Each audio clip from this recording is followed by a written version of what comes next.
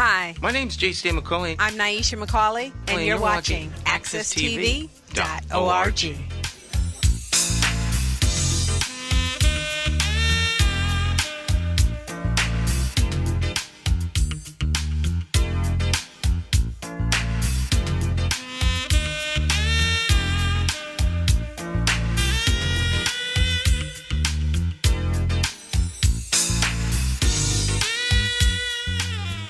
All right, my friends, it is indeed time to get our talk on. It's Morning Talk with me, your host, J.C. McCauley, along with the champions of Talk a New Week. Talk champion Jonathan Small is in the house. Good morning, Jonathan. How you doing? Stan, it's good to be back here again, as I mentioned, every single week. Mm-hmm. And looking forward to getting the week off to a very pleasant start. All right. Had a good weekend? It was okay. I mean, nothing really spectacular. Felt nice to be outside when I was able to be. Nice and cool feel. Tried to watch a little preseason NFL coverage, but I couldn't really get enough time or just knew what was going on. And like I mentioned many times, I'm really not that interested in preseason NFL as the regular season, but I am staying abreast. But the weekend otherwise, I would say, was pretty nice. Feel like you're getting closer to autumn time now. A little autumn feel is in the air. Yeah. So anything that you did particular this weekend that stands out? Any nice? Let's see. Saturday. Had a wedding. Oh, okay. Did a video, shot a wedding this Saturday. It's been a long time since I did a wedding. Yeah. Oh, yeah, it was nice. Nice weekend, okay. Yeah, nice. That was like a personal favor, or was that part of your business? No, that was a client, a referral. Okay. A referral.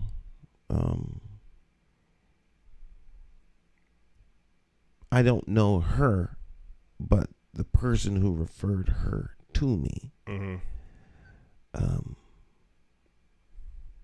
was the reason. Okay. Yeah. So have you been busy with clients over the past? I didn't know you did the parade a few weeks ago, the Caribbean. Did the West Indian parade? Parade. Yeah. So is this a busy time of the year for you? Actually, now it gets busy now. A lot of people, for whatever reason, September to January. September to January is a busy time. Oh, okay. Yeah. So you kind of like this time of the year then to stay busy? Well, I mean, I have regular clients. So, contractual obligations. But the people who want to do stuff, it'll call you like a week before, 2 weeks before, things like that. Happen right around now. Because people have events that they've been planning, and now they realize they want video or coverage or whatever the case is. And then that's when stuff like that starts happening. Do you get a lot of personal favor requests? Just people coming to you saying, could you cover this event? Not as a client, but just as a personal favor? Well, we do cover events. Not as much as we used to. And that's probably because of things like Facebook Live, TikTok, things along that line. But a lot of Facebook Live. A lot of people have the capacity to do this on their own. But these things come in cycles. Some people will do stuff on their own, and then they'll figure out that they want it to be better.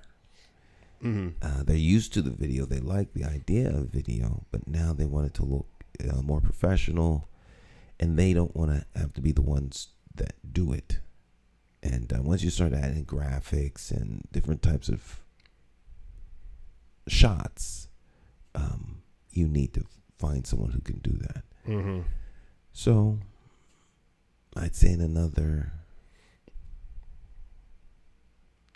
I don't know, maybe another year or two, those people will start coming into where they They no longer want to do this themselves. In the wave. I mean, it might look like it's a simple process, what you can do on your smartphone with Facebook and TikTok. But if you want a real professional look, professional quality, it's like some things people can do on their own. But then when you want it to stand out, you can do, probably somebody can paint a house, but if they want a certain look, they may want to get a professional painter. Yeah. I don't know if that's a good example. That's a great example. It's a great example. Because people figure, well, I can do this myself. Mm-hmm. A couple buckets of paint. Then you realize you didn't put the primer down. You didn't get the right kind of paint. It's indoor paint, but it's for an outdoor project. And so you don't know. The problem generally is that you don't know what you don't know. And those are the things that make the difference. You see the final outcome, but you don't know the process that gets you to the final outcome. And professionals, of course, this is what they do. So they have best practices, there's policies, procedures that lead up to that. And they do it in a very timely fashion because, that's what they do. Yeah, I mean, people sometimes try to save money. And obviously, if you're going to move, even another example, like a moving job, you may decide, particularly if you're going to move long distance, but if you want to move, it would be cheaper for you to move by yourself, hire somebody as a couple people, and then you just pay them under the table, or you can hire a professional moving company and then pay them the full amount. But it depends on what type of house you have, how much furniture you have, how long a distance you're going. Those are all factors. But it's like everybody's trying to save money and cut corners and pay very little, what you are willing to, I guess, cut corners and just not pay a professional service. But some things you do have to hire a professional service for. Well, you bring up a good point, there's a reason why they call it cutting corners. But like if you're going to move, my suggestion would be save the money up necessary for the move, because a professional mover there's nothing like it. I'll never forget when we moved Harvard Public Access Television from Sequoia Street to Sargent Street. And to this day, it's one of the most amazing things I've seen. The way the professional movers move stuff, it was amazing. Right. But they have,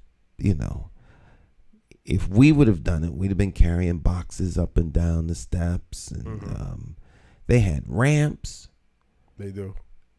And they pass the box to the next guy and to the next guy, and then it slides on the ramp and is downstairs before you could even think about picking the box up almost. And then the way they loaded into the truck and disperse it like that. So there are a lot of benefits to hiring a professional mover, or someone that's going to do your lawn, paint your house. Anytime there's a professional that you can hire to do a job, that is to be preferred. We're going to take a short break. Let me play one of my favorite songs here. This is something that we did a little while back with some young people here in Hartford. And we'll play this because it is the first day of school in Hartford, Connecticut. So stick and stay. Don't go anywhere. And we will be right back. Yeah, she just...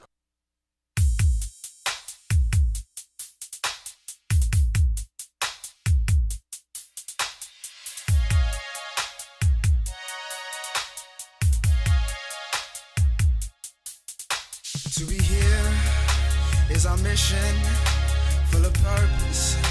We are driven We are special, we have pride in who we are, and you can't break our stride. And if you see, like I see, you will realize it's not a dream. This school you make it, lessons you take it, and we work as a team. This school is better with you in it. Yeah, yeah, for every hour, day, and minute. Yeah, yeah, we are here, we are winning. Yeah, yeah, this school is better with you in it. In it, in it. We are loving when you're here.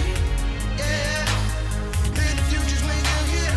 Hope you realize we do, can you believe it? Yeah, yeah, this school is better with you in it.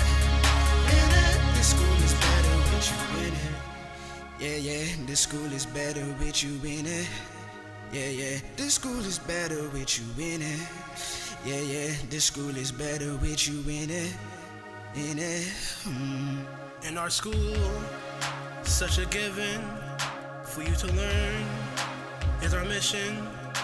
When we ver is what we are as a unit, and you can't bring us down. And if you see, like I see, you'll realize it's not a dream. This school you make it, chances you take it, and we work as a team. This school is better with you in it. Yeah, yeah, for every hour, day, and minute. Yeah, yeah, when you're here, everyone is winning. Yeah, yeah, this school is better with you in it. In it, in it. We all love it when you're here. Yeah, yeah. Live the futures when you're here. Hope you realize we do care. Can you believe it? Yeah, yeah, this school is better with you in it. In it, in it. And just to let you know, before you go, we know your skills won't fail to show. Yeah, we will call you our greatest prize. We know that you'll reach for the skies. Like a star, you'll come right through. I'ma rock with you. Nothing can break us apart because This the school is better better with with you you. in it. Yeah, yeah, for every hour, day, and minute. Yeah, yeah, when you're here, everyone is winning. Yeah, yeah, this school is better with you in it. In it, in it, in it. We all love it when you're here. Yeah, yeah. Build the futures once you're here. Hope you realize we do care. Can you believe it? Yeah, yeah, this school is better with you in it. In it, this school is better with you in it. Yeah, this school is better with you in it. Yeah, this school is better with you in it. Yeah, this school is better with you in it.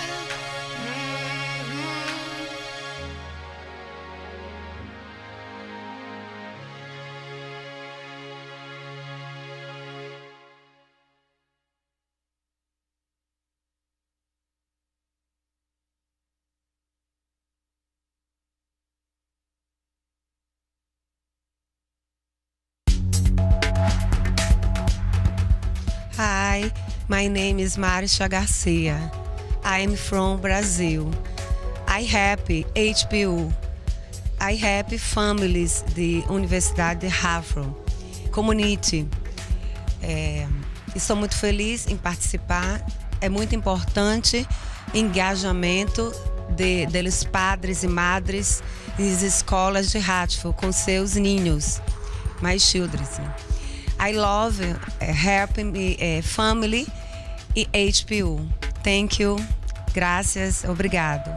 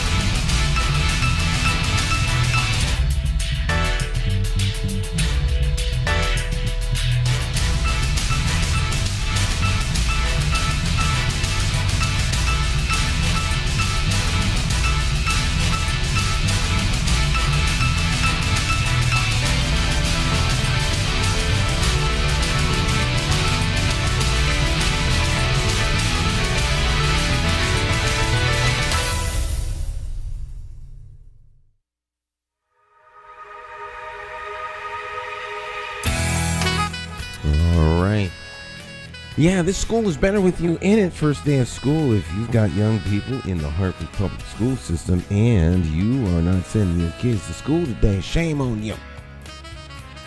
Shame, shame, shame, shame, shame. Kids about the house. Yeah. Nothing like the first day of school, you know. First day of school. Yeah, I thought school used to, a long time ago, used to be after Labor Day, but I guess it's been pushed up into August. It's been in August for a while. But then when I was going to school, and I think when you was going to school, it used to always be the day after Labor Day, which I kind of like that day anyway, September. But sometimes the early adjustment, people still traveling on vacation. You know, no excuses, but you know the start date of when school starts. So you're not prepared already. There's some people who don't even take the first day of school serious, I think. It's a big problem. A lot of times you're very right. I remember my wife made a commercial about the first day of school. And it was a good commercial. I had to get the commercial from her so we could play it. And the kids were going to kindergarten.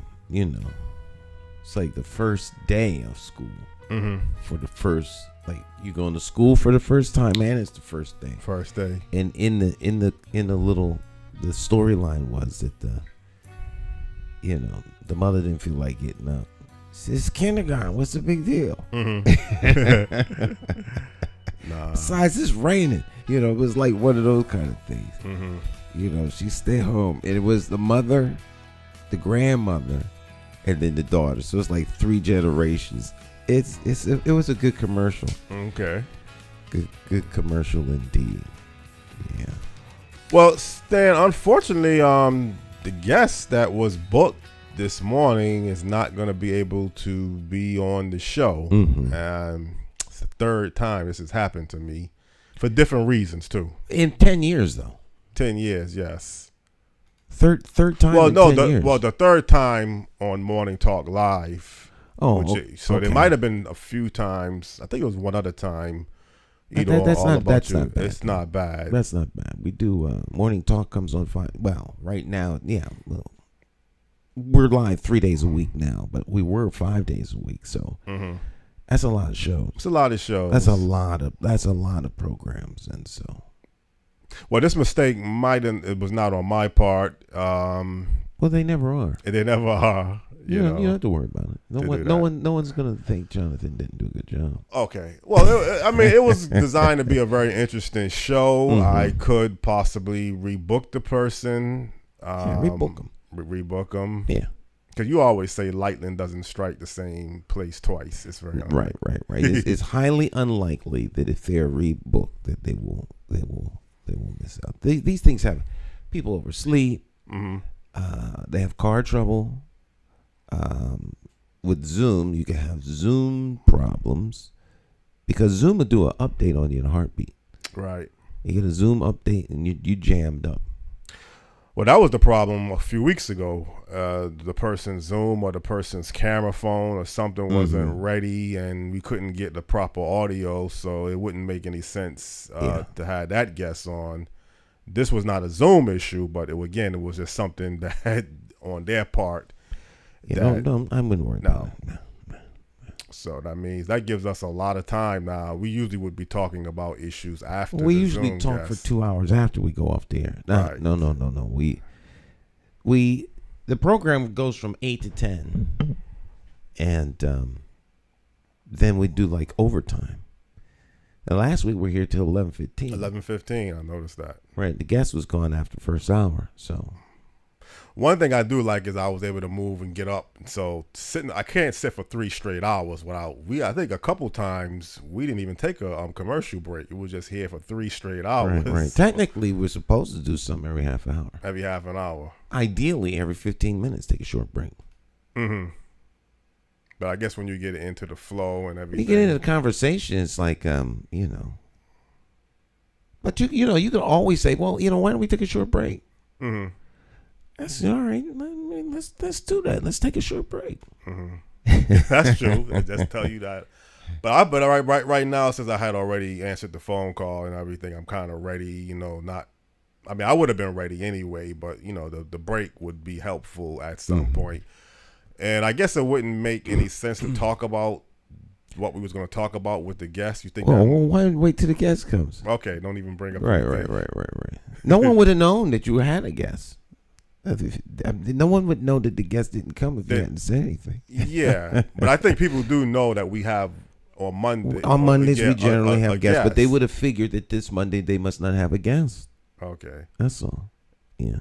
Yeah, well, I try to emphasize bringing a guest, so Right. people who know me enough would know. And they would know. They would assume that the guest didn't show up. Yeah. Okay, well, Stan, as I mentioned to you and a few other people yesterday, Steve Harvey, world famous entertainer, radio host, television host, author, many other different titles beyond that, but those are the titles that stand out. He put some type of segment on YouTube about most people that he know, and I guess most people he think in general usually blows their 20s in some different areas, and then they're trying to they're 10 years behind the time they're 30, and they're trying to do the things then that they should have been doing in the 20s, Playing catch up. And then all of a sudden they find out that they're 40 and they don't have the things that they should have had in their 30s. So he said now they're still trying, I guess, to duplicate or have what they wanted it, even in their 50s. They're playing catch up. And he said this would have all been prevented if they would have did the right thing in their 20s. I agree. And he used his life, too, as a perfect example. The only thing about the segment that I might find I don't quite understand, he was talking mostly about young people in their 20s, partying, drinking, getting high, playing video games. But I was wondering, was he still talking about the people still working, going to school, training, saving their money? I guess that part he didn't really get into directly. He was talking about the other side. So I would assume people probably were having issues, maybe changing jobs, not sticking with a job, not going. He dropped out of college too. Well, I think I saw the segment you're talking about.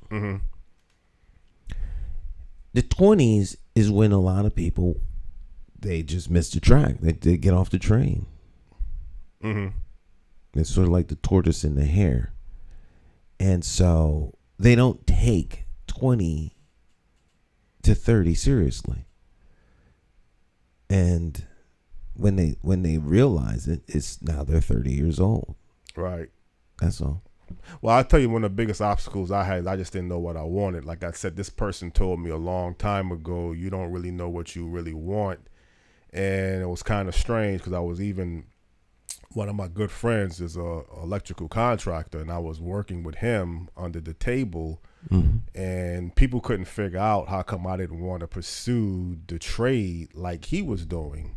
He graduated vocational school. He did the 4-year apprentice, and then he just worked for a particular company. And then I was just working with him under the table. And I think I mentioned this story one time before, when someone came to me and asked me, when you was working with this person on many different construction projects, you didn't see any particular trade that you wanted to pursue. And I said no. So then he told me, you just don't really like construction. It might be a little more to it than just that, but I think that kind of stood out to me when he made that statement. So then this other person telling me, okay, what do you really want to do? What do you really like to do? I'm always telling him what I don't want to do. I don't want to be a package handler. I don't want to do heavy manual labor. But I was never able to really tell the person what I really wanted it to do, what I was willing to sacrifice and pursue. Not do something, half-hearted just to get by, but what you really want to be dedicated towards. So it's helpful to know what you want to do because then you move toward it. Mm-hmm. It's sort of like people who are against stuff. They're against this, they're against that. They don't want to do this. They don't like that. This is wrong. They're doing this wrong. So they're just against. Well, what are you for? They've never even stopped to think about what they're for. Right. They don't give that as much weight or serious thought as they do all the stuff they're against. So you know what you don't want to do. Right. Somebody knows I don't want to be a plumber. I don't want to be an electrician. I don't want to work in aviation. Well, what do you want to do? I don't know. So I think if people took a little bit of time to focus on that, it would be much more helpful. Well, here's the thing, and I do want to ask you, because I think your path looked like it was pretty solid. But before I get into your path, what you did in your 20s, I just still want to clarify something. I was able to reach a point in my early 20s to mid 20s that I thought I wanted to be part of the water and sewer industry. And a referral through somebody was trying to get me into the Metropolitan District Commission. And then they kept throwing back the union. Well, we can't hire you because we hire certain positions for people that's in the union, with the exception of the plant trainee position. And then when I was being told, well, we're getting hundreds of applicants every single week, so the odds of you is just one out of hundreds of other people applying. Mm-hmm. You may not most likely get hired for one most likely position, which would be the entry-level plant trainee position. So the unfortunate thing I think I did is I locked my mindset into just trying to get into the water and sewer agency than looking at something else. Realistically, not some dream opportunity of playing in the NBA and something like that, or, knowing someone that has a business that's just going to hook you up. Well, people do get laser focused on stuff. Mm-hmm. It's like taking a test, and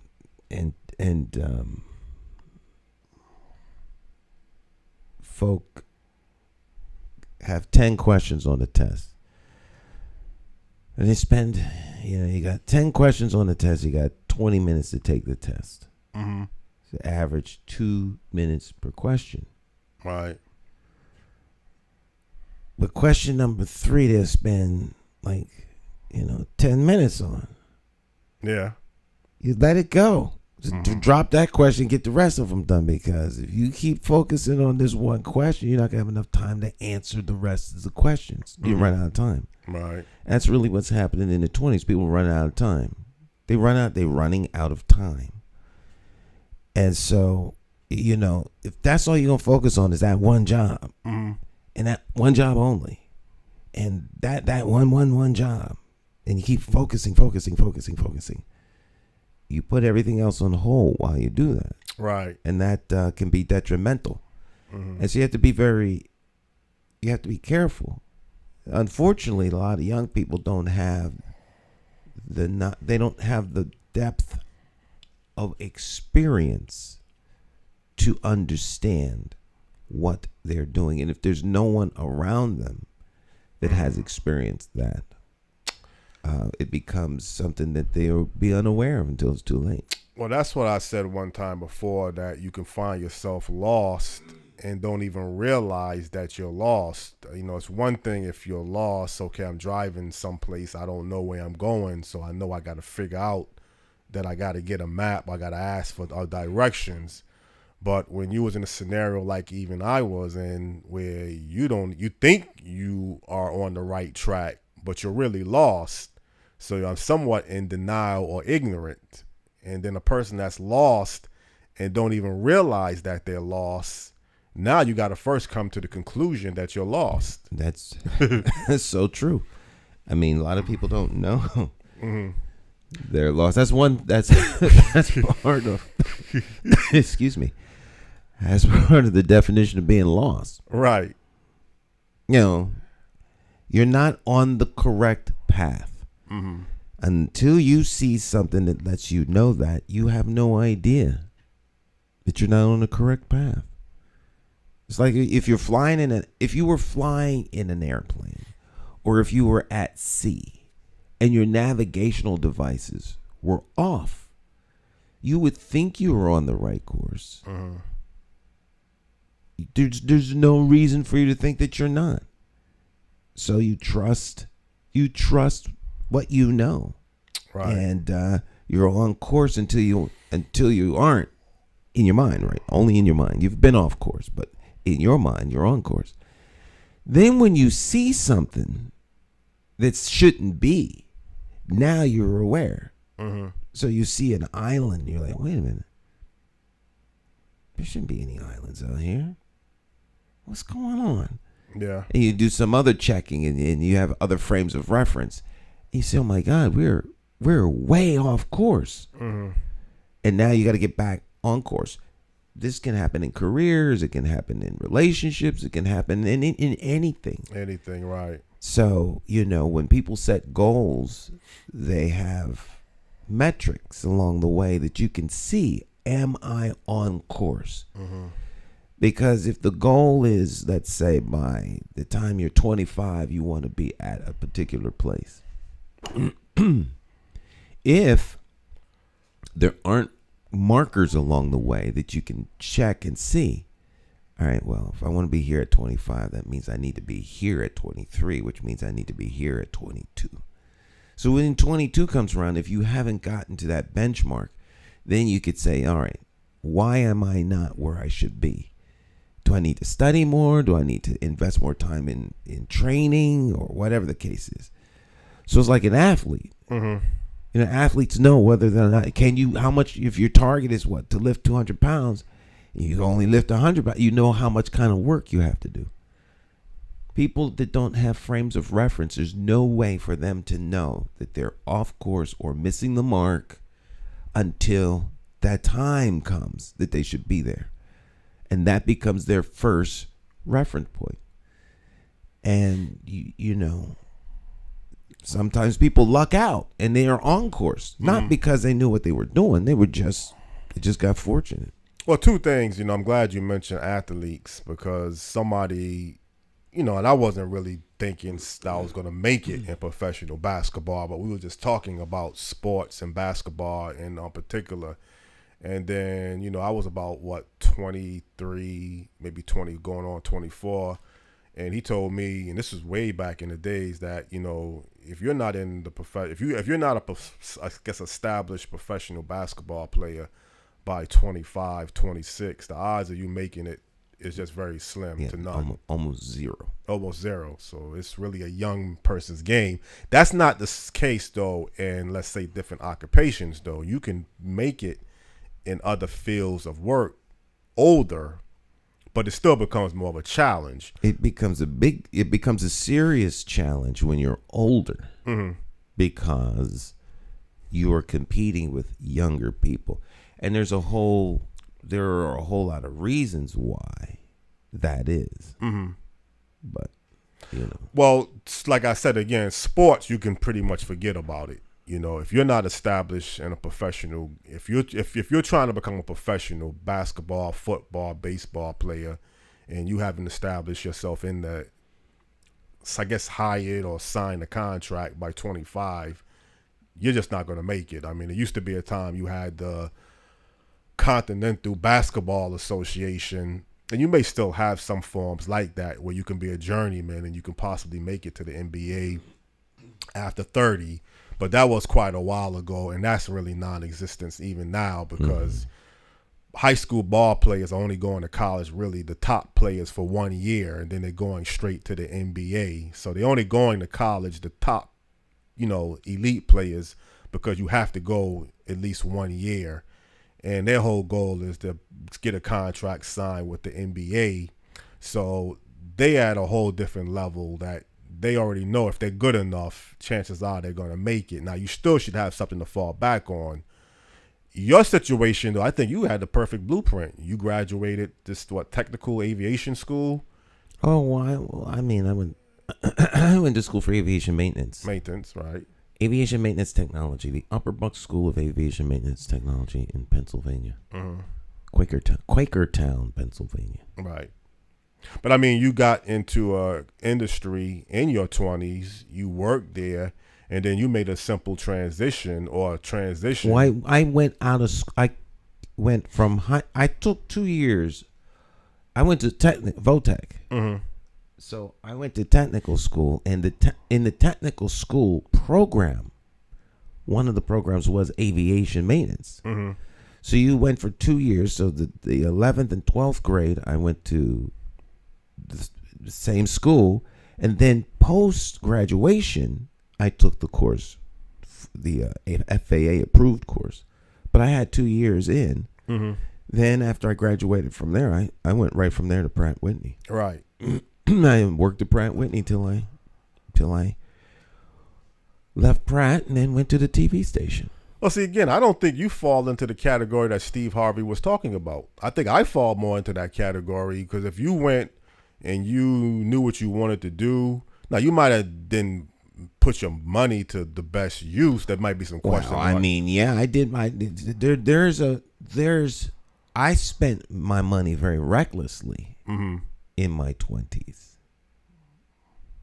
You know, I was at Pratt and Whitney, and this is 1979. I got hired at Pratt Whitney in 1979. I was making $10 an hour. In 1979, I was living downtown in the Richardson, right next to Sage Allen.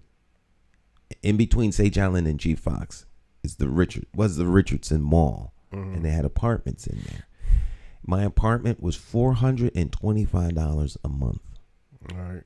And then I moved, and then I moved back. And the apartment I had then was $525 a month. So the most I paid rent was $525 a month. It was a very nice apartment, big. And you know that, but I made $25,000 a year, which is not a lot of money now. But back then it was. Back then it was. Well, it was. So, and I was at Pratt Whitney for 8.5 years. So in that time, I had made,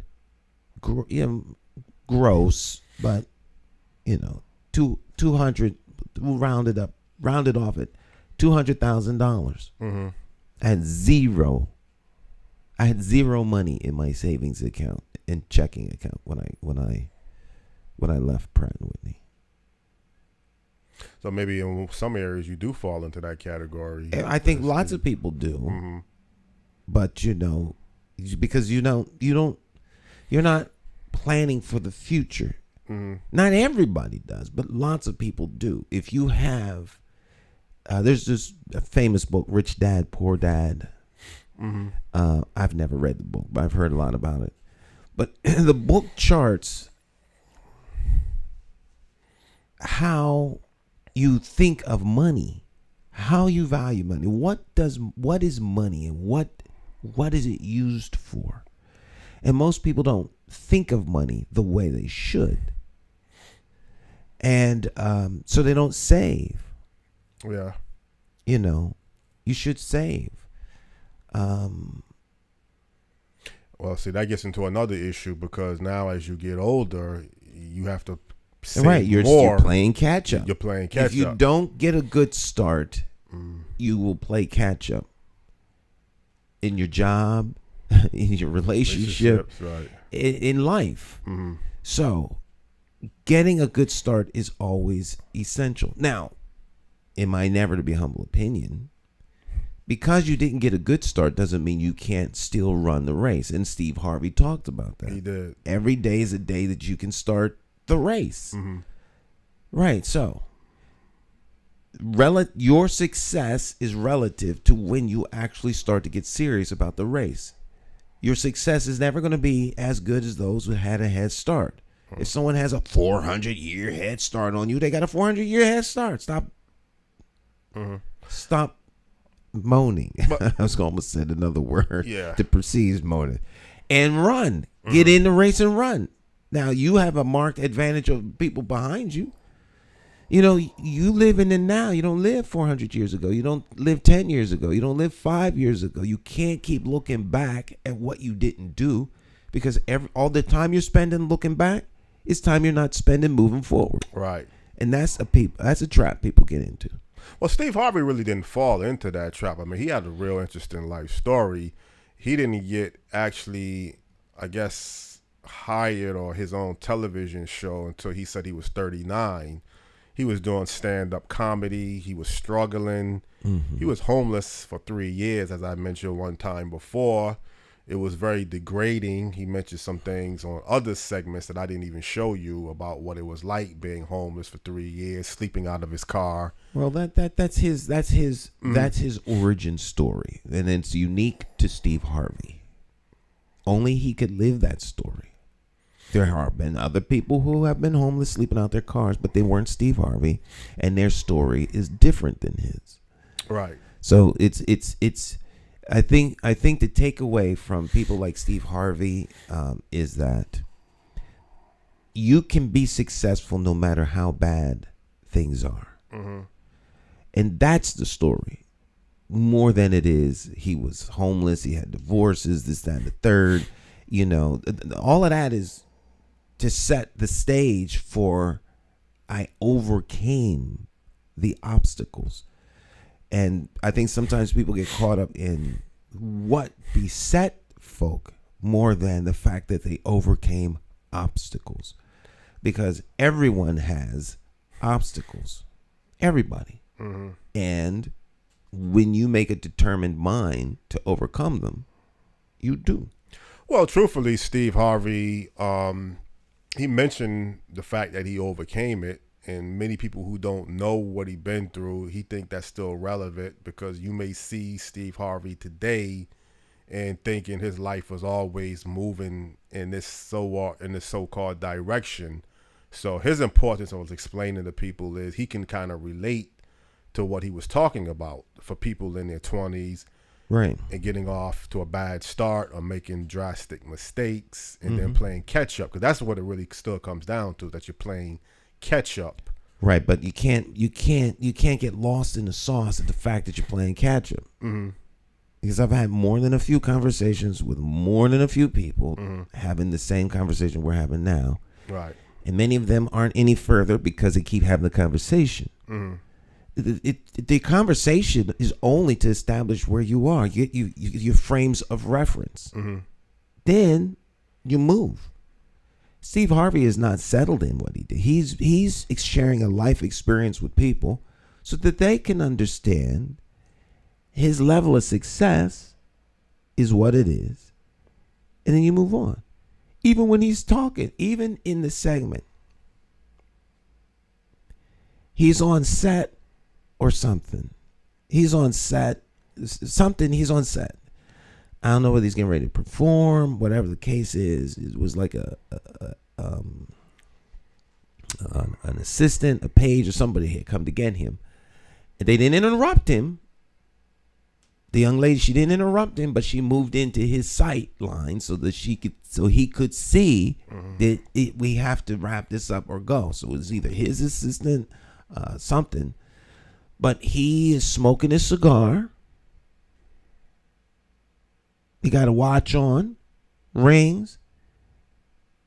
He's sitting in a tent that has air conditioners. Mm-hmm. So the tent is cool. Right. It's clearly hot outside. Mm-hmm. He wasn't going to break no sweat. Yeah. Extremely well dressed. Pair of $2,000 suede shoes. I thought you were gonna say suits, but his shoes was $2,000. Right. Okay. And the suit, you know, you have a pair of $2,000 shoes on. You know how the suit or everything else is ready, tight, and he's projecting on purpose an image of success and telling you that you can be successful, or you can get caught up in the narrative of those who quite frankly are not. And let that be your goal. To not be better than anyone else around you because you don't want to feel like you're, better than. People have all kinds of excess baggage they're carrying around in their head and reasons why they don't move beyond where they are. Unless you are extremely content and settled in who you are and comfortable in who you are and why you're where you are,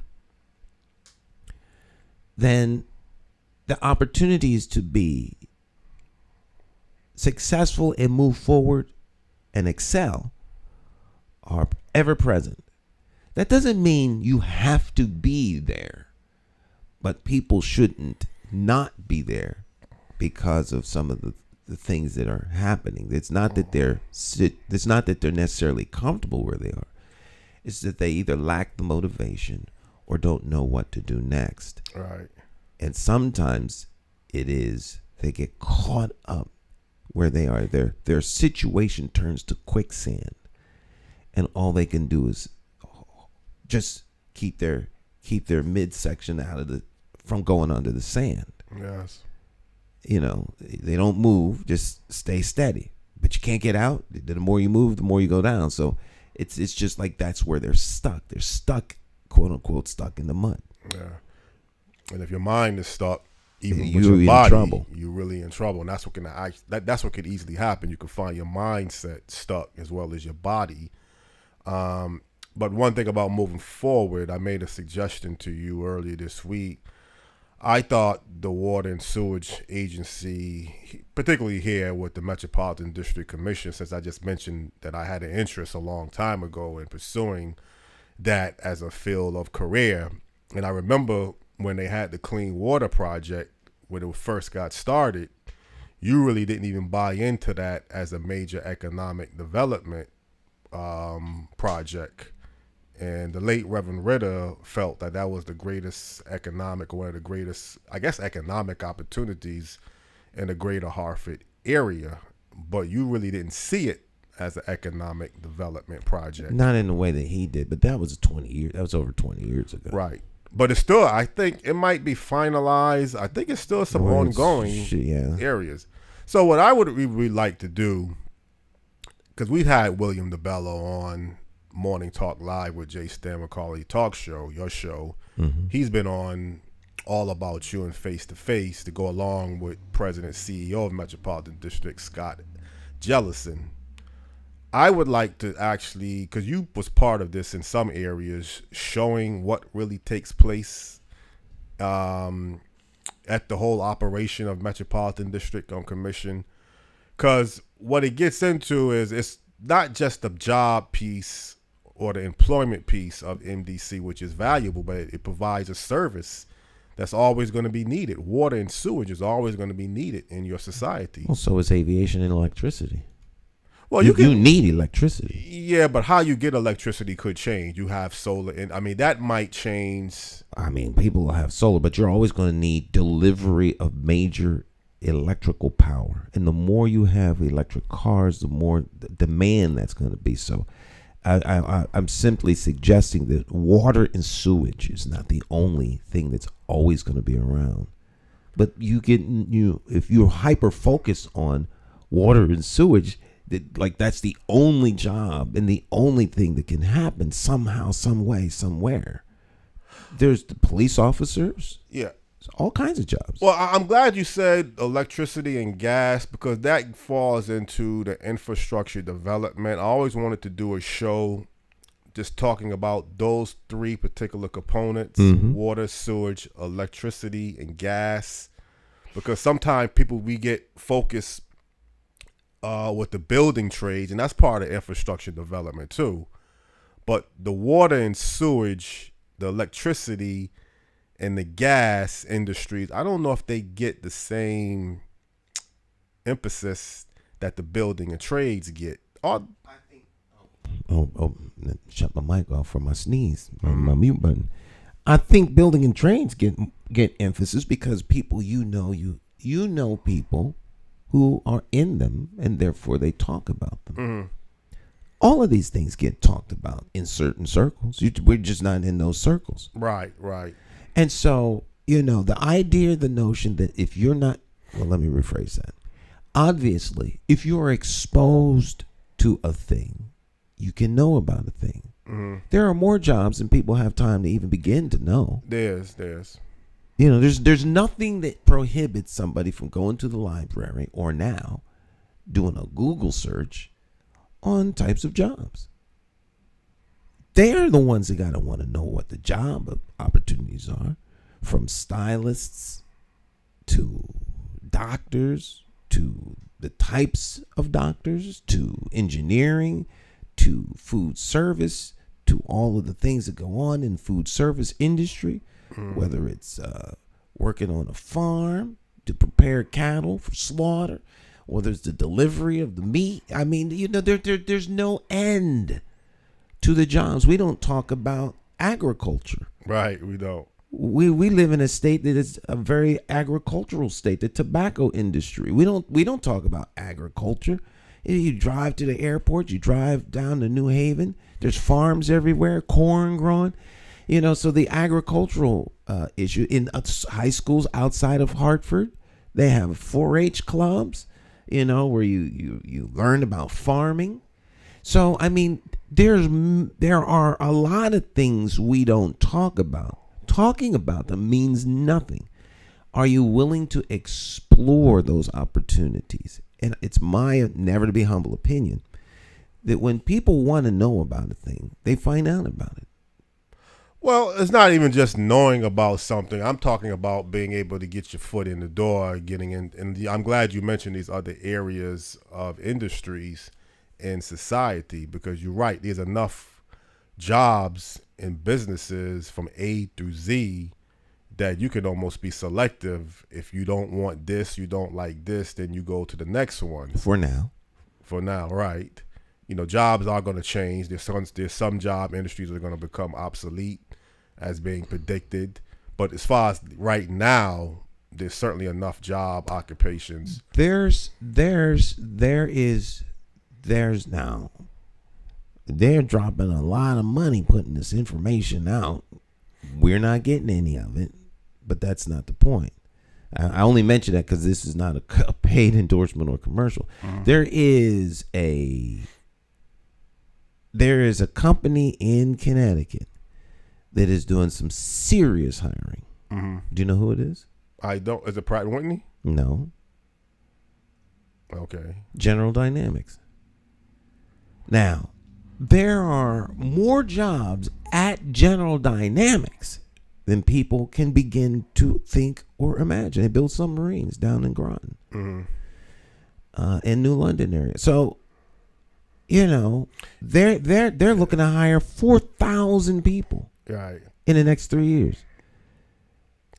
You don't even see that there should even be a need for talking about jobs, because there's so many jobs out there that you got to almost be deaf, dumb, and blind not to run into an opportunity. It's not that I don't see a need of talking about jobs. It's the premise or the idea that if you're not talking about them, people won't know about them. People know about all kinds of stuff. People know that they're looking for folk to work. Right. So what do you want to do, and what are you doing to find the jobs? Right. What are people doing to go and find the jobs? I think we've come to this. We live in a microwave age,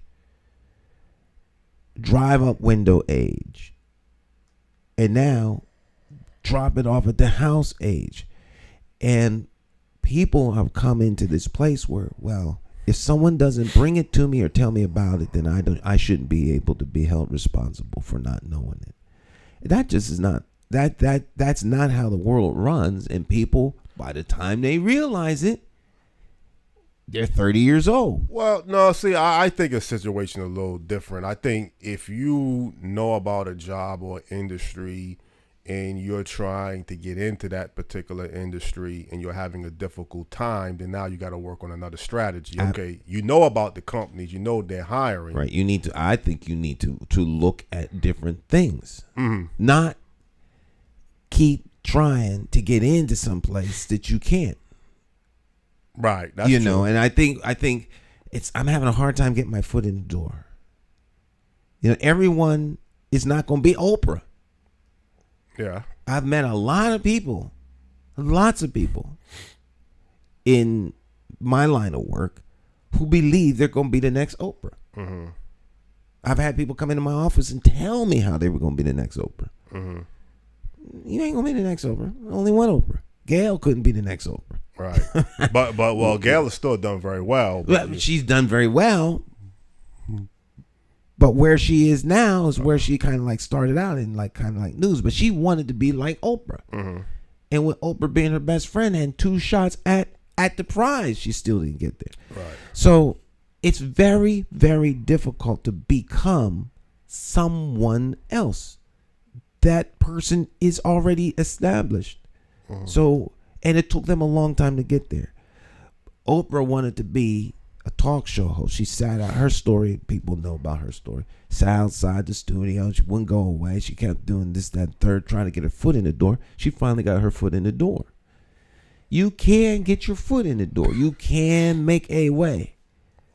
But those are very, very extraordinary individuals in an extraordinary moment in time. That is not the norm. It is not the status. It's not the way things are done. It's how she did it. And a lot of times people look at that and they say, well, you know, I could do that. Mm-hmm. How much time are you going to spend trying to get your foot in the door? For many people, it's a lifetime endeavor. Others, it's a 10-year endeavor. Yeah. Others, it's a 30-minute endeavor. Some give up too soon. Right. And so people just have to have some goals so that if you have a goal, you know where you want to be. And if that's where you want to be, then you have success, ways to mark your journey there. If you can't get there, it's time to have another, reset the goal to something else. Because the time that people are wasting trying to get something that they're not going to attain, and I don't want to be a dream killer, but they're not going to attain that. The sooner people understand that, the easier it is for them to move on. Well, that's kind of what you felt about the Clean Water Project. You felt that, you know, we'll be here 10 years afterwards, still protesting in front of MDC building headquarters. I mean, you were supportive in people's efforts towards trying to aim for something, but beyond that, you didn't feel it was really even necessary to constantly be trying to get, I guess, contracts through the Clean Water Project. I'm just using this as one example. There's other examples you can mention or I can mention too. Was I wrong? No, you wasn't, because I don't think the minorities really got a good fair share of the contracts. There you go. You could try. There's nothing wrong with trying. Mm-hmm. But if you're going to be a pragmatist, which I am, I'm practical. Right. Yeah, I believe in dreams. I believe in setting lofty goals and attainable goals. There's nothing wrong with that. But so what is it you're trying to do? Mm-hmm. You're trying to make a point. You're trying to make a statement. That's cool. Make a statement. Nothing wrong with making a statement. Mm-hmm. That's cool. People make statements all the time and get nothing in return, but they made the statement. That was the cost of the statement. Now, if you're trying to actually do something, then you need to understand when it's going to happen and when it's not. And if it's not going to manifest, then you do something else. Right. Okay, so if you had kids in a school that was failing, and you got involved in the school PTO, and you're going to try and make some changes at the school, and that's all real cool, and you realize you're up against this behemoth of a system, I'm taking my kids out. Yes. I only need to hear 2 or 3 things when I go into a school related to my kids, and they are out. I'll go up there not right now because they don't start school till Wednesday. But I had no problem walking up in there right now, get my kids and bring them down here right now. Yeah, but see, then that's your whole frame of character. You don't waste your time, whether your children in school or many other things, involved with something that is not going to get what you're looking for. If I know you enough that I know you, I think that's your whole mentality. You don't stay in an apartment that you're dissatisfied with. You don't participate and stay in organizations that you don't see nothing coming out of it. So I think your whole frame of character is different. I don't want to say it's unique, because there's probably many people who think like you too. That you got a family member that thinks exactly like exactly. Y'all almost 100% alike. You know, I'm not unique. There's a whole lot of people who process stuff like this.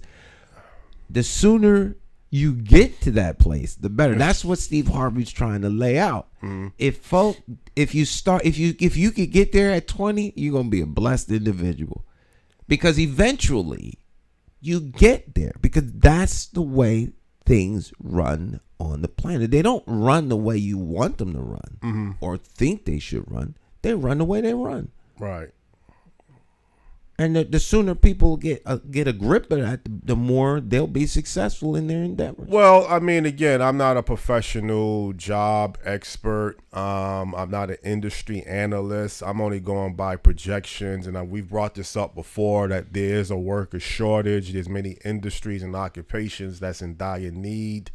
And again, I'm not someone that goes out there and tries to rally or advocate people in this particular field of industries. Okay, we need to get people looking at the building trades industries, looking at other industries as career options. It's just a suggestion or an idea. And whether you feel people should know about certain things, I would still say you will be surprised of the things that many people don't know about. There's lots of things. There's lots of things I don't know about. Don't know about. Exactly. I mean, some things, if you're not in that circle, you're not connected with people, you're just not going to know. Right. And don't get me wrong, Jonathan. I don't think there's anything wrong with making people aware of job opportunities and making people aware that there are areas and lines of work that people can get into. There's nothing wrong with that. I think there's a difference between, if we're talking about young people or older people. If someone needs a job, then it's incumbent upon them to look for the job. That's separate from what kind of jobs are out there. And making people aware of those types of jobs. I remember some years back when I was doing some stuff with Blue Hills Civic Association and workforce development, and all kinds of people came in and to expose the young people to all the different things that could be done, from a brain surgeon to fashion designer to, there was all kinds of people who came and presented what they did. The kids interviewed them about the jobs they did as a way to understand the types of jobs that are available. They were all in between the 10th and 12th grade. And so they're trying to make up their minds as to what it is they want to be, how much work goes into it. How did you get started in your business? How you become a brain surgeon. Literally, there was a brain surgeon there. And so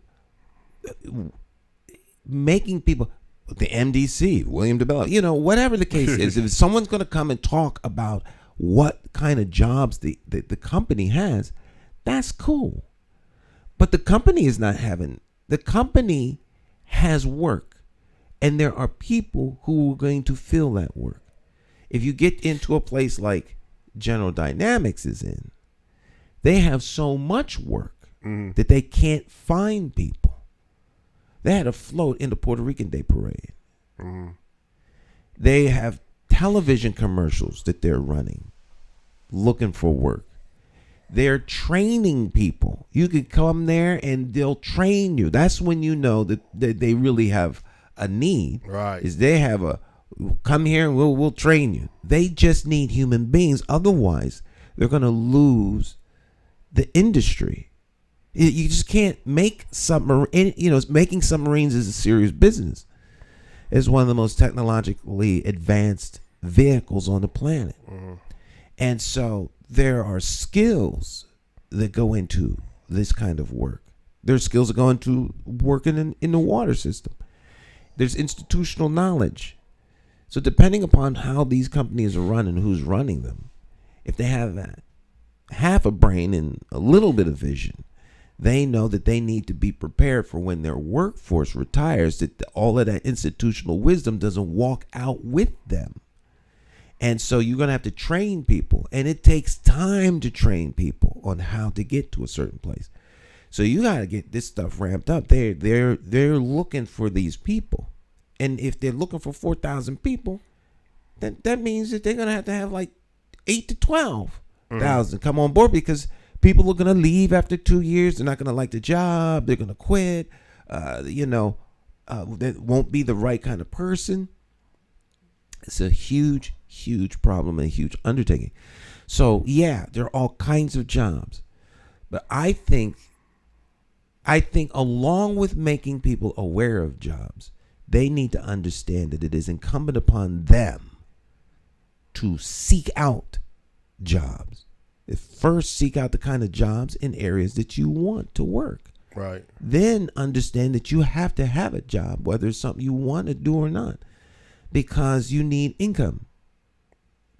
And so I think there's Well, see, that last area might be the one area that you and the family member up in Boston might not be on the same page 100%, because I think he would tell his son, you need a job, but at the same time, he would be opening up different opportunities to his son. He wouldn't just tell his son, maybe like what you told your son, I don't care what type of job you do, you're going to have a job in order for you to stay in this household, not me be on your back. Where I think the family member up in Boston would provide so much different ways for his son. Well, how old is his son? Actually, I think his son is in the early 20s. Might be about 23, 22, 23. All right, this is my son's age. Close to that same age. Yeah. But So y'all might have a difference in how y'all would advocate if the son is out of work. Y'all have the same ultimate goal. It's just that how you would just stress it would be a little bit differently than how he would stress it. He would tell his son, there's different ways that you can make money. He doesn't even buy into the 9-to-5 job structure. I mean, he knows it's important. He knows it's needed, but he believes in exposing his son, and he believes in letting other people know that there's different ways beyond the 9-to-5 job traditional structure that exists, that we should even be, that he recommends should be emphasized much more than the traditional go work for somebody else. So y'all on the same page, Stan, in many different areas, but there might be a few areas where y'all... I'm sure we're not exactly alike. But and if we were to get together and actually have a conversation, there'd be all kinds of things in which we are not alike and different. No, I understand there's all kinds of jobs, but all of my kids, you can ask my youngest kids, they'll tell you the same thing. You are responsible for your direction. Right. I am responsible to make sure that you're safe, fed, and have access to as many opportunities as possible. But at some age, you become an adult. Right. And at that age, I'm not going to micromanage your life because I'm doing you more harm than I am good. You are going to live the rest of your life doing you. And so my oldest daughter,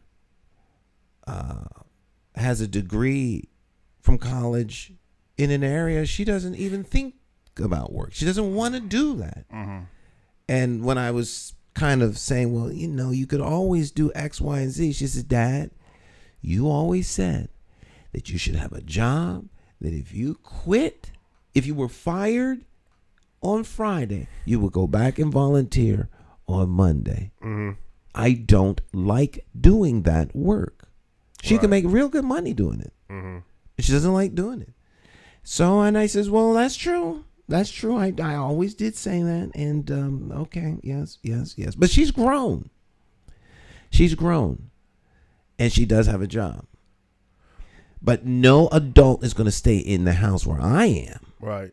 and not have a job, and then come downstairs and eat stuff out the refrigerator. So the emphasis isn't on, I think you should have this kind of job or that kind of job. There's plenty of things I think that he should be doing, but at the end of the day, I can't make him do that. But I can impress upon him the idea, the notion that if he's not working, he's gonna stay here. Well, I mean, I don't know 100% about the family member up in Boston. If he would direct his son the same way, maybe next time I talk to him, I will ask him that.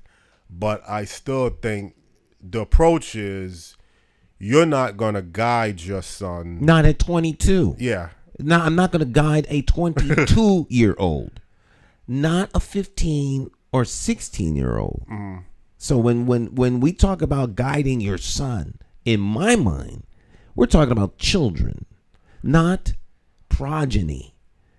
Yeah, he is my son. He'll be my son when he's 100 years old.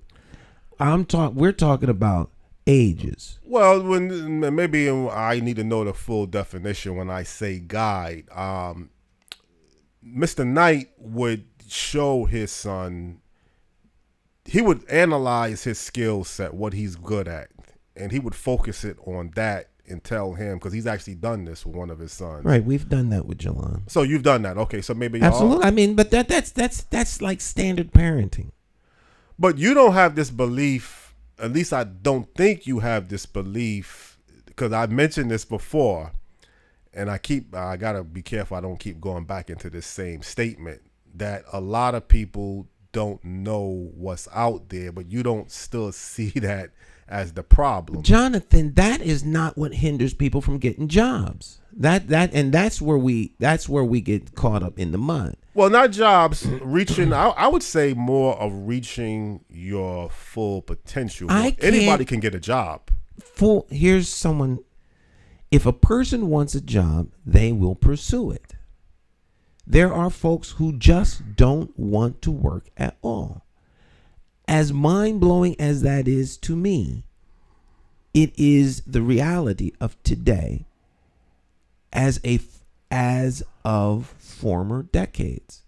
Some people don't want to do anything. I understand that, Stan. I'm not naive to that. Right. So if you're only exposed to making hamburgers, hot dogs, and French fries, and you've been exposed to bricklaying, you've been exposed to roofing, and you've been exposed to lawn care. There's 4 things that you've been exposed to. Right. In your little world, that's all the jobs there are. Uh-huh. So what prohibits you from getting a job cutting the lawn? Nothing. That's all you know. Right. So you got to choose to do something. What's limiting you from making hamburgers, hot dogs, and French fries? Nothing. So you can go get that job. Now, while you're on that job, you find out, oh my goodness, there's an opening in the development of transparent aluminum department at Yale. No. I'm going to go get that job because that's what I've always wanted to do. I have dreams at night. I wrote the formula for transparent aluminum on my wall at home and made some. I didn't know you could get paid for that. So now they'll go further. But those things are driven by the individual. You don't have enough time in the 20s. From 20 to 30, you will run out of time exposing people to all of the different jobs there are. So that cannot be part of why somebody doesn't have a job. Well, let me clarify something, because I think what I really want to emphasize is it's probably not so much the job that you need to be exposed to. It's possibly the world view beyond what you think you see. A job is only one aspect of your life. There's other areas. These sound more like the what's wrong and what can't be done, as opposed to. Well, it's part of the solution, I think. It's part of, we have a problem. We want to identify what the problem consists of. A person doesn't want to be, because you always say, well, you're grown, but that doesn't mean you're responsible. Because you're 18 or 21. Okay, legally, you are an adult. Does that mean that you are a productive, responsible person because you are an adult? I don't know. That's a question we need to ask our armed forces when they draft 18-year-olds and put them on a battlefield with a gun. But they're screening out people. You don't get but I guess I would assume before you get into the military, there's a process. You're not going to just take anybody and throw them into the military. I moved here when I was 19 years old. I had just turned 19. I was 18. I turned 19 in January. I moved to Hartford when in July of 1979. I left the house with $100. By the time I reached Hartford, I have $50 left. And I had to wait till my first paycheck from Pratt Whitney. All right. I had everything on in the house because I was reckless and irresponsible. I bought 100 Reese cups just to put in a drawer so that when folk came over to the house, I could open up and say, "Want a Reese cup?" Because I thought that was cute. I was living in the Richardson, had one wall was all brick. The Richardson had heat exchange. The heat pump. They had this thing that created air, and so it was air conditioning and it was also heat. So the heat pump is how it stayed warm. I mentioned that because I had a brick wall. The brick wall got cold because it was the wall to the outside. So I'm heating the brick wall to keep my apartment warm. I left my lights on so that when I came home, the ambiance of the apartment was ready for me when I walked through the door. My first electric bill was beyond understanding. I learned I need to turn off the 3 TVs I had in my 1-bedroom apartment. Yeah. One in the kitchen, one in the bedroom, one downstairs. Like I said, I was spending money like it was water. I was buying all kinds of furniture. I go down to the workbench in the Civic Center shops. I was just buying all kinds of stuff. It was just ridiculous, reckless and irresponsible. Now, at some point, you got to get it together. I had to get it together. Buying clothes, 40 pairs of shoes. It was just ridiculous. Yeah. Ridiculous. That's irresponsible. That is reckless. That's the 20s. I was late for work one time because I was playing Pac-Man. Yeah, I didn't know you played Pac-Man. All kinds of stuff, and video games were just coming out at that time, and I was missing work on a regular basis where my boss told me you're developing a pattern of behavior that shows that you don't have respect for being at work on time, and particularly on Fridays. Yeah. Because I would go out to the club. Oh, okay. Down to the Staircase Lounge. I had Jerry curl. Yeah. You can tell me nothing. Right. Could dance like nobody's business. Down at Real Art Ways, over at the Staircase. Curtis Robinson's club, and and at some point you have to grow. You have to become the responsible adult. That is something that's part of the maturing process.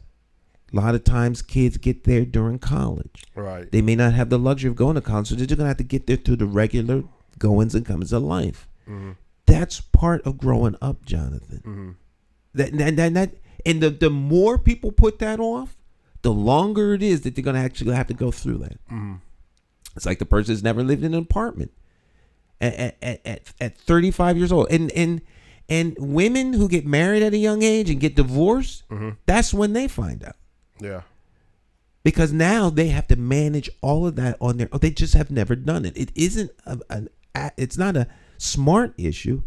It's an experience issue.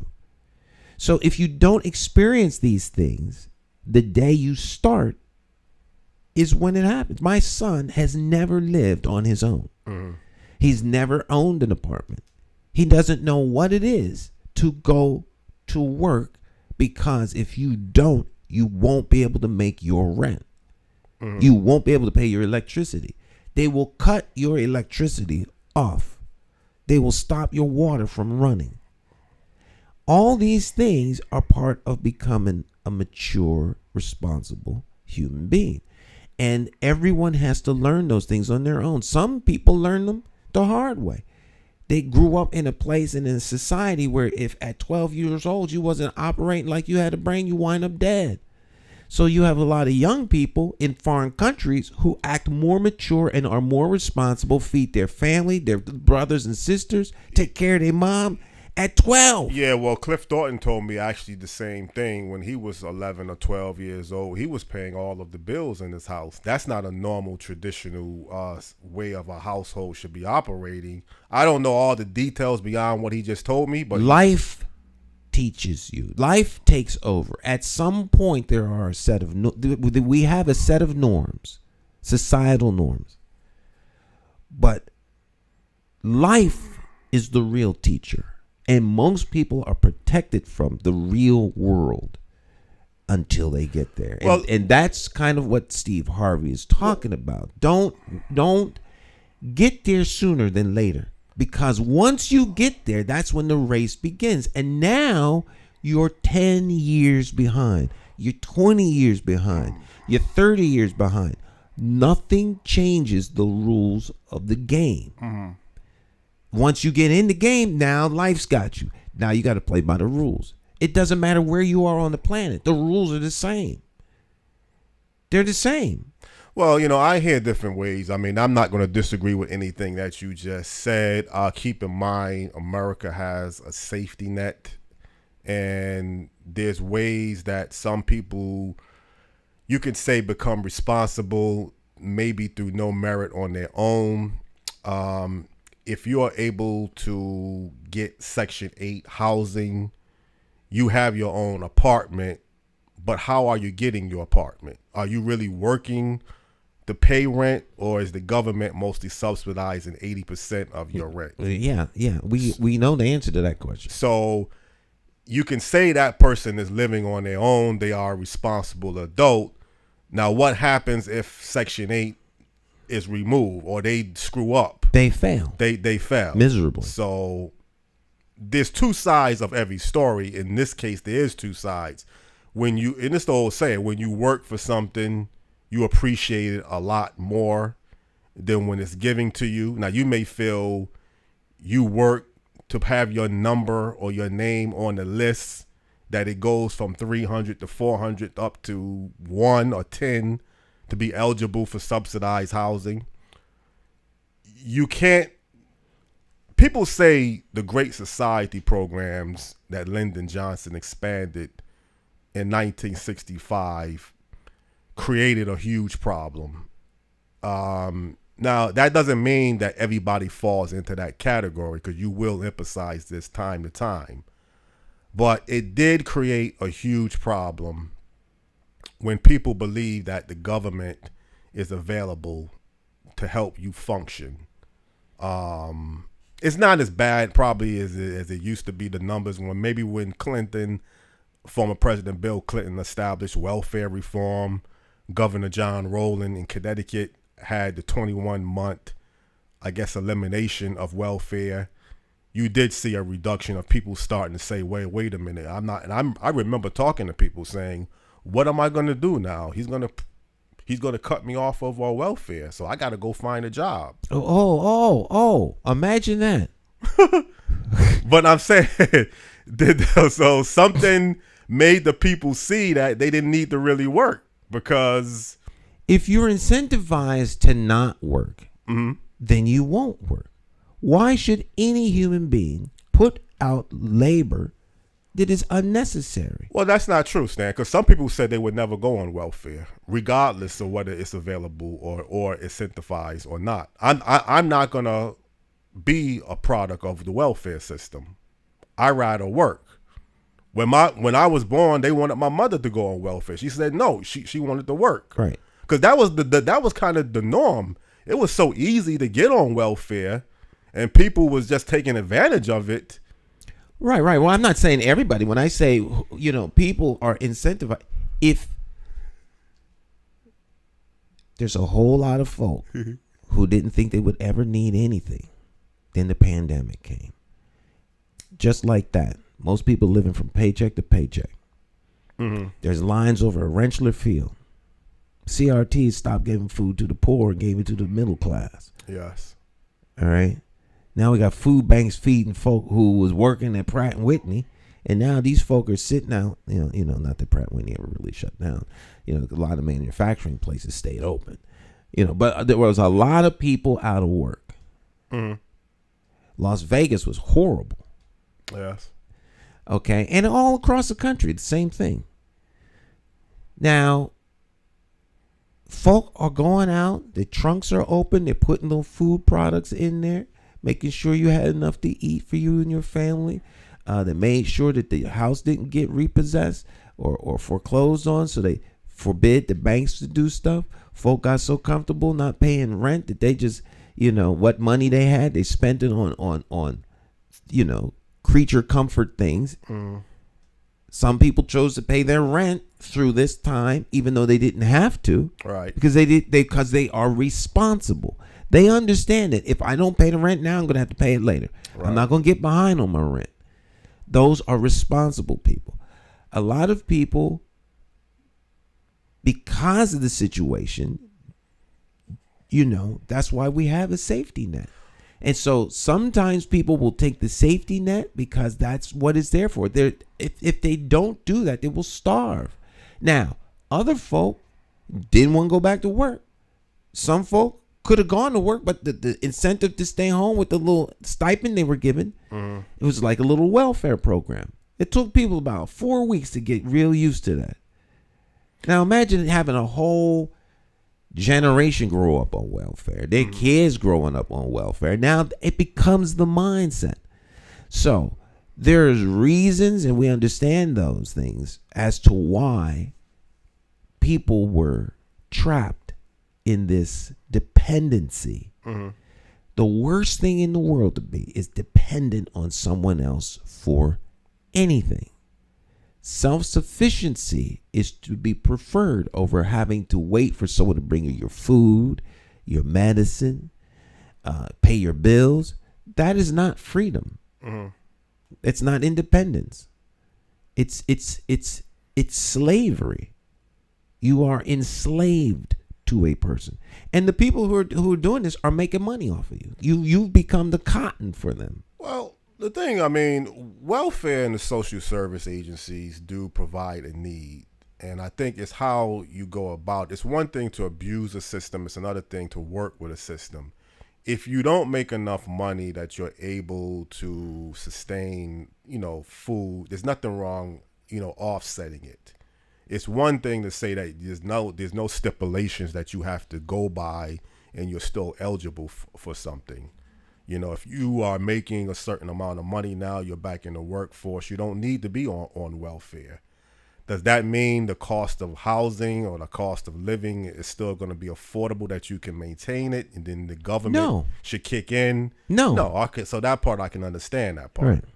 You may have to make more money or get another job or whatever the case may be. Or lower your expenses. Lower your expenses. But when you grow up, as you just stated, and people know the system, they know if they sign up, you can get almost everything now from the government. That's abusing the system. Abusing the system. So that's no longer a need. When people need a thing, the thing is there. Mm. When you don't need it, you should leave it off. Now, people that don't need it anymore like it, so they're going to stay on it. Who's going to? The President of the United States, under the authority of the emergency pandemic, this, that, and the third, feels he has the authority to wipe out $10,000 loans for people who took out college loans, right? Up to $10,000. Now, a lot of the people who have these loans that have been paying them on time don't need to have the government pay for them. Mm-hmm. But they're not going to say no. Turning down something that's free is hard to do. $10,000 is that threshold. 15 is the threshold. Mm-hmm. $10,000, they're going to wipe out 10. I'll take it. And that's where that's how people are processing it. Well, I'll take it. It works for me. Mm-hmm. All right. Now, the people who really need it, there's people who have $10,000. If you could wipe that out, they'd be on a good foot for a whole long time. It's not a college loan, but it's debt. So need versus want or desire are two different things. All right. People can rationalize and justify anything that they want. Well, one last thing about the housing, I mean, and I heard this on a radio show last week, but even I know somebody that's in the same situation. You're getting housing subsidized through Section 8 housing vouchers, and you got other forms. Maybe you're getting disability or some form of Social Security or whatever, or some other forms of government assistance. Man, Social Security is something that you paid into. Yeah, you pay. So it's not, you pay into that. But if you are not able to work, or if you make too much money, then your housing for your rent goes up. So somebody I heard on a radio show was saying that he couldn't take a job because if he took the job, he would be making too much money to be eligible for the subsidized housing that he was receiving. Right, that's a problem. That's a problem with the system. That's a system error. But he's falling in. See, in some ways, he could be falling into the system too. Because He is in this. He ain't no falling into the system. He's in it. but making a mistake. Because if he figured out that he could be better off, and I guess housing could be very expensive. It could be a sticker shot to go from paying $500 a month to $1,500. Yeah, that a is month. sticker shock because $500 a month for rent it's just unheard of. But if you're getting subsidized housing, that's kind of what I don't know. Right, he contributes $500 toward the $1,800 or $1,500 a month rent. Exactly. But if he now takes this job that was available for him, he said he couldn't take it because then his rent would go up. Right, because he's making too much money. Right. For the subsidy. So now he has to pay the full rent. But I wonder, in your situation, if you was in charge, what would you do? Would you keep the system operating the same way? That if you make too If much, I was in charge of the world, well, just this area of government housing. government doesn't work that way. Unless you're the president, you don't get to make those kinds of decisions that alter these things. This is legislative. These are legislative things that need to happen. They need the legislation needs to change, and thus the policies need to change to make exceptions for people, so that you would graduate the way the increases happen, so that the increases would be incremental. So monthly, your rent's going to go up $5 until it reaches the threshold. Okay. Because of the fact that you got a new job. Right. And then that gives you enough time to make an adjustment. Right. It shouldn't all of a sudden go up because that's going to impact their living situation, and now they become homeless. So you're undermining the opportunity for people to be successful. Nothing happens by accident. The people who plan this stuff are very well aware of this. It's totally arbitrary that you make a ruling like that. So if you make $5 over this amount, you get a raise. This happened to people. When the minimum mandatory raise went up in Connecticut and other places around the country, people were forced into a higher bracket, and many people's rent went up. I talked to people here in Hartford where that happened. And so now their rent has gone up, and they can't afford to stay in their apartment because they're making the new minimum wage, and that threw them off. So there should be something that says, look, you got a raise, your rent is going to go up, but it's not going to go up all at once. This will give you time to make an adjustment. Right. That would be a reasonable workaround. But see, it sounds like to me, the person on the radio show and the person that I know, they don't want to. They want to keep it where they're paying the amount of rent money that they're paying.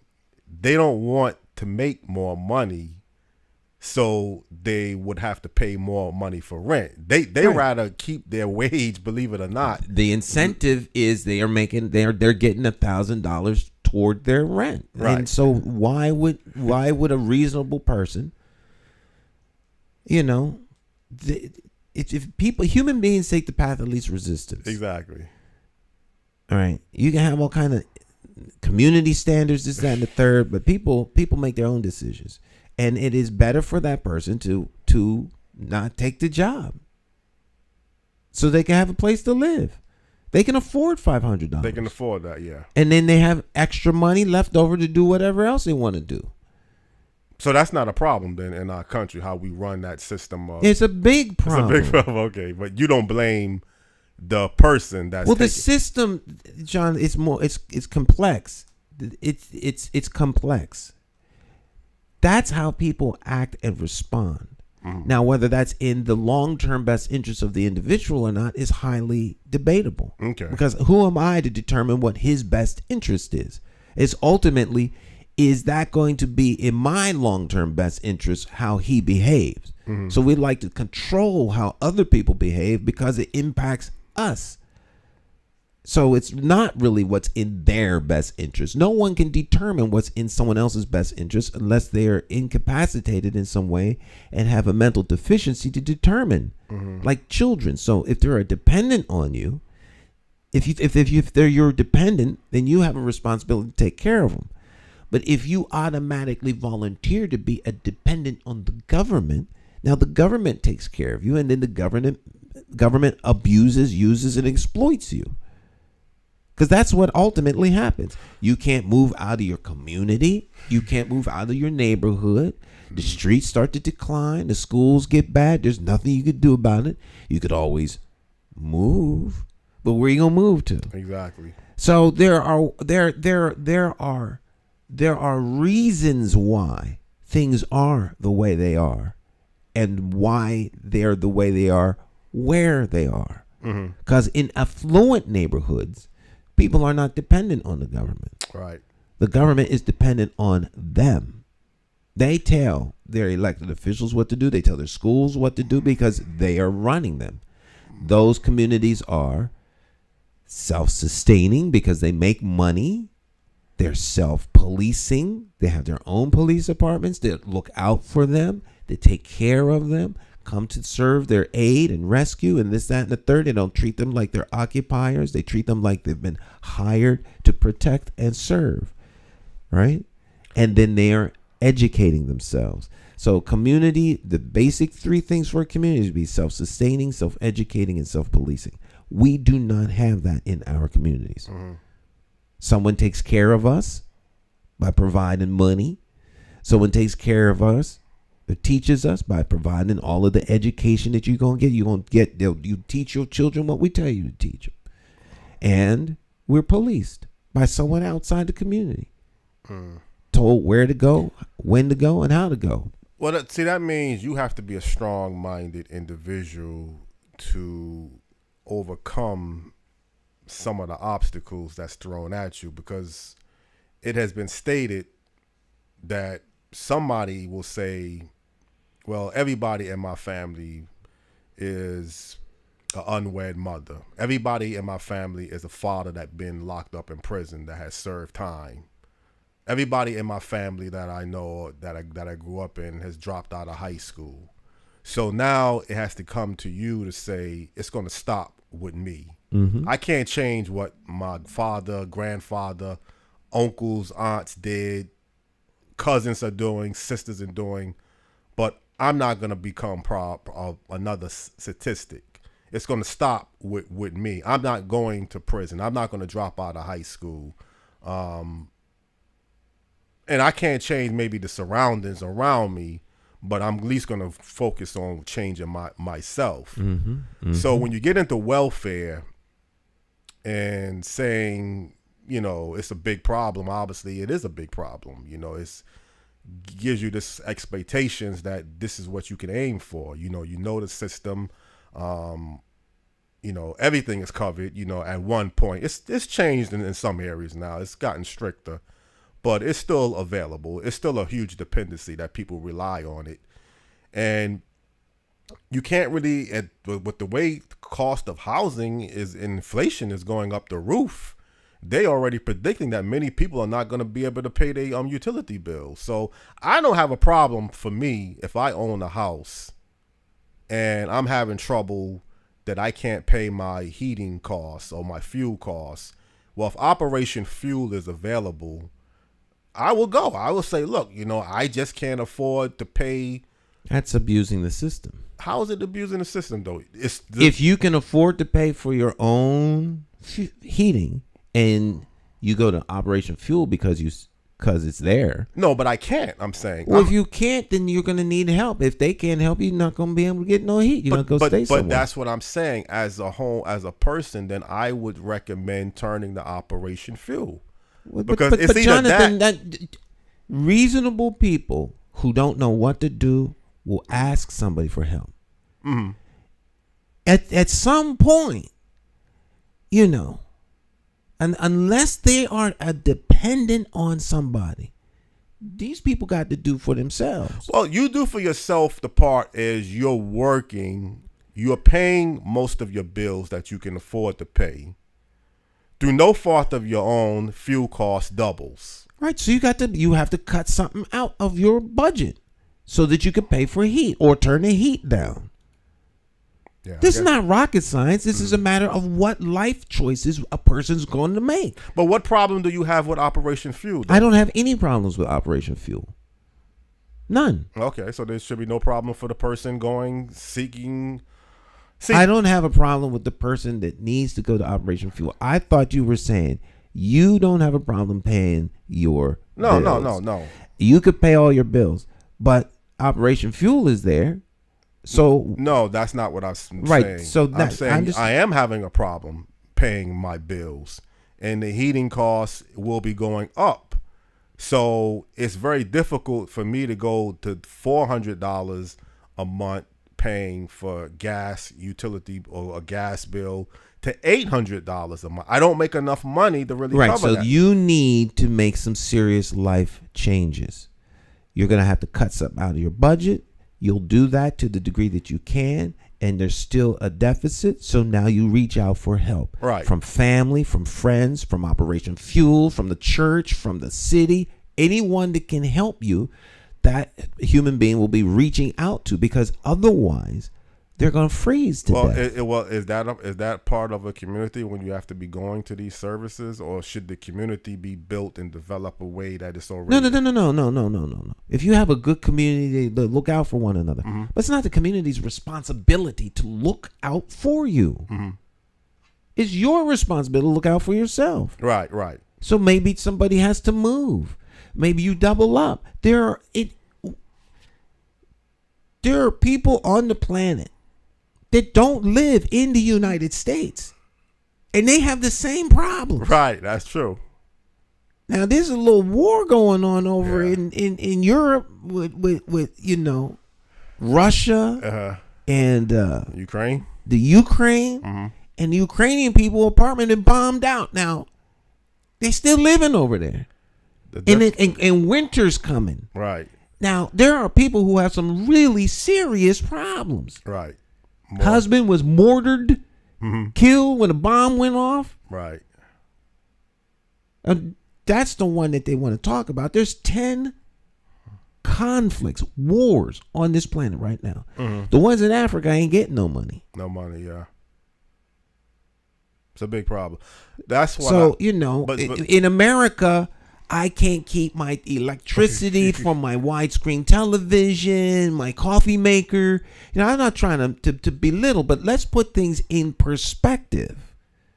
Well, now, truthfully, Energy Source was having a tremendous rate increase a couple of years ago with the electrical bills throughout Connecticut. That was a serious problem. I don't know how it got to that point. I don't know if it's been changed dramatically.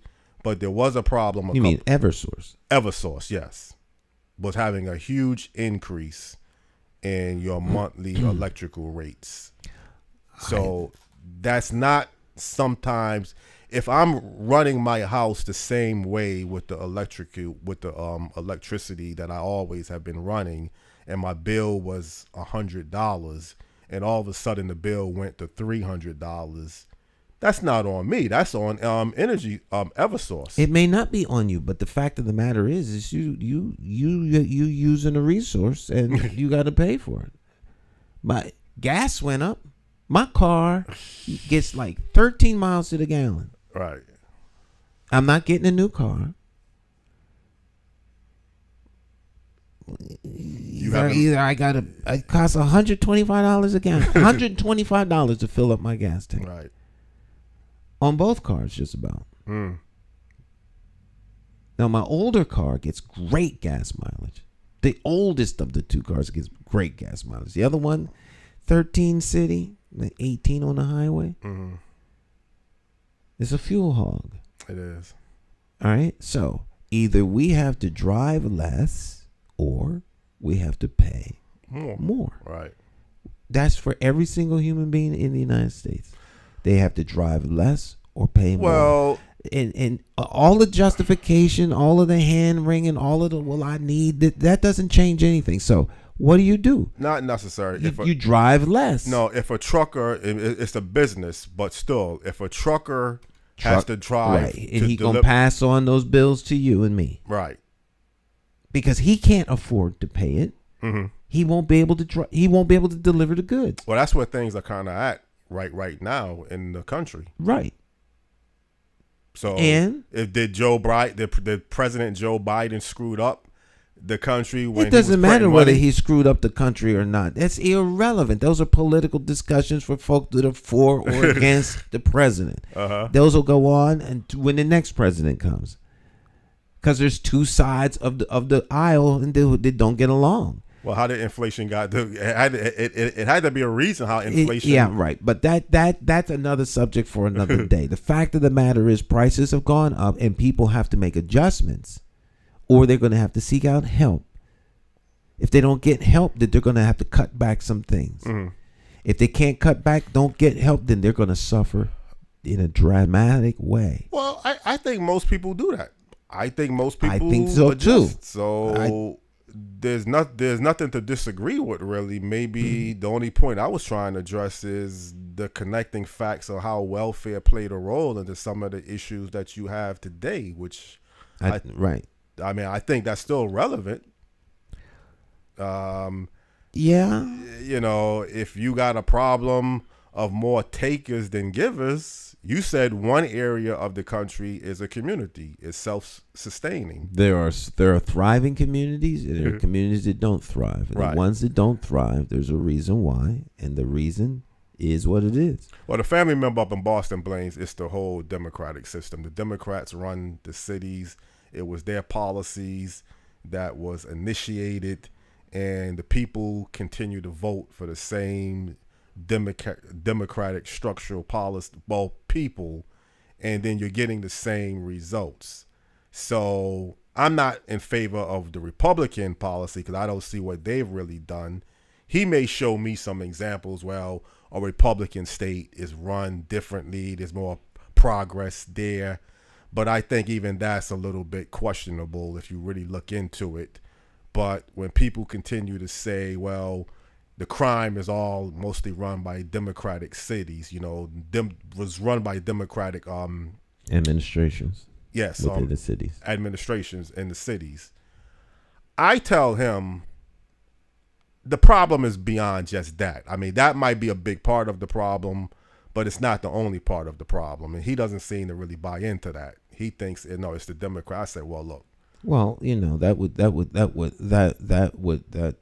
you know, some of what you're saying presupposes that the poor only live in the cities. And the cities are not the only place where the poor live.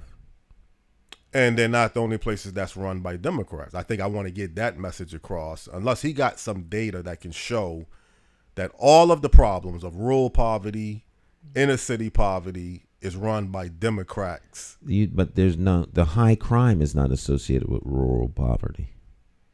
Okay. He's talking about the crime. And Democrats are the ones that runs all of these cities. There's crime in rural America, but not like there is in the urban areas. Okay. Areas. So maybe he's correct on the crime problem. Then maybe, I mean, unless I can find some data that can show evidence of something differently. But I just have a hard time, man, blaming the Democrats for my problem. I have a hard time blaming anybody for anything because blame doesn't change anything. Well, you know, if you can identify the cause of a problem, that is helpful in helping you to come up with a remedy, particularly if the problem is persistent and continues to be present. All right. Once you fix that problem, then you can move forward.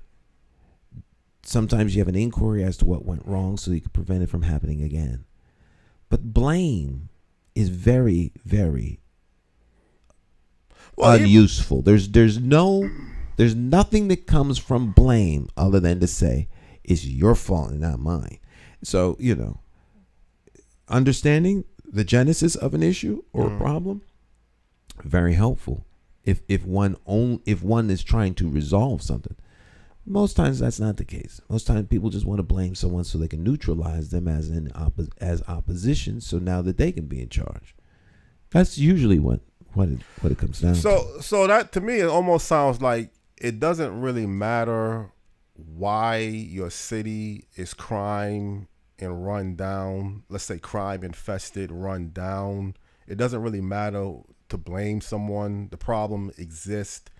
And the only thing I will say, though, is that if you are voting for a particular political group that has the power to keep things operating. You shouldn't be voting for a political group. You should be voting for solutions to the problem. Right. Instead of voting, just say, for a Democrat. Right. A political group means nothing. And so what? They're Democrats or they're Republicans. What difference does that make? But see, I think what I have had some experience, and I think what people will say is the Democrats tell you what you like to hear, where the Republicans won't say anything. They're just point blank. We're going to do, we got tax incentives. We got a lot of policies, but you don't see that those policies are relevant towards your life. But the Democrats now, we'll fund more money for this program, more nonprofits, you'll get this program, more money for social services. Once again, people voting for their favorite team. Right, like Patriots versus the Buccaneers. The people are voting for their team, rooting for their team. The diehard fan. But they're telling you things that makes you feel good. If you're hearing, but Jonathan, if people get high so they can feel good, and right, well, they go to church so they can feel good. Yeah. But I'm just saying that's the perception that I get from the Democrats is that they tell you things that you want to hear. How many years do you have to see something not working? 45, 50, 100? It doesn't matter to me that they're Republicans or Democrats. What matters to me is the capacity to resolve the problem. I don't care what party you're in. All right. It's not your government. Your party has the privilege, the honor of managing the government on behalf of the people. The constituents. It's our government, not theirs. They petition to manage the government. Now, if they can't do their job, then they're no different than the person working at Burger King who can't fry a hamburger. Yes. We can't use you. You got to go. But we don't look at it like that. We'd be better off if it was a basketball team. Because the minute they start losing, coach is out. But these guys can lose on a regular and they stay in there. That's a problem, whether they're Republican or Democrat. And so we get into this team fan type attitude. What are you going to fix? How are you going to fix it? What are the goals? How do we know if you're getting there? And but the Democrats and the political parties, they play towards your needs. If they play toward the need of the person and the person is good with that, then they'll get bamboozled. They're good for that, and they're gonna continue voting because and that name of the game in politics is votes. Right. You count the votes. The votes are what get you in. And if you can do a bouncy house and a couple of hot dogs, and that gets you a vote, well, I mean, then so be it. So the person got into office not because they were going to do anything, but because they connected to the voter, and the voter was happy with that individual, and now they're in. Now they're waiting around for the individual to do something. They didn't have a plan. They have to wait till they get word from the party bosses as to what to do. Mm-hmm. And the party is not interested in you. They're interested in staying in power. Well, Stan, let me ask you a question. I mean, I don't know, you don't have a problem answering any particular question, but it might make you feel a little uncomfortable. Nothing makes me feel uncomfortable. If I'm uncomfortable answering the question, I tell you that's none of your business. Why do you think you have lost the last 3 mayoral elections? Is it something on your fault? Because the party runs the city. Okay. So how are you going to win against the party? So you're going up against the machine? Yes. Okay. You can't win against the machine. Uh-huh. Right. So you know this going into it, though. Of course, Jonathan. Right. That doesn't mean you don't try. Right. Like I said before, sometimes you try because you're trying to make a point. Okay. You honestly can do what you believe is a better job. Mm-hmm. But if you don't try, then go home and sit down. Stop complaining. Mm-hmm. But if you're going to complain, then you have to offer up a solution. The solution isn't one that I have the power to implement, or I would. But I can't. Right. So I offer the solution up. Then it's up to the voters. The voters made a choice. Mm-hmm. I did that 3 times. 3 times the voters chose the party person. Mm-hmm. Now, Brandon McGee is part of the party. All right. But he fell out of favor because they didn't want him running. Mm-hmm. Eddie Perez has experience running the city. Right. He has experience working with minority contractors. He has experience building schools. He has experience in turning the school system around. But when he ran, he was running against the party. Well, did his track record have anything to do with it, or his criminal charges? You don't think that played a role? That may have had some role to do with it, but more than anything, he was opposed to the party. Mm-hmm.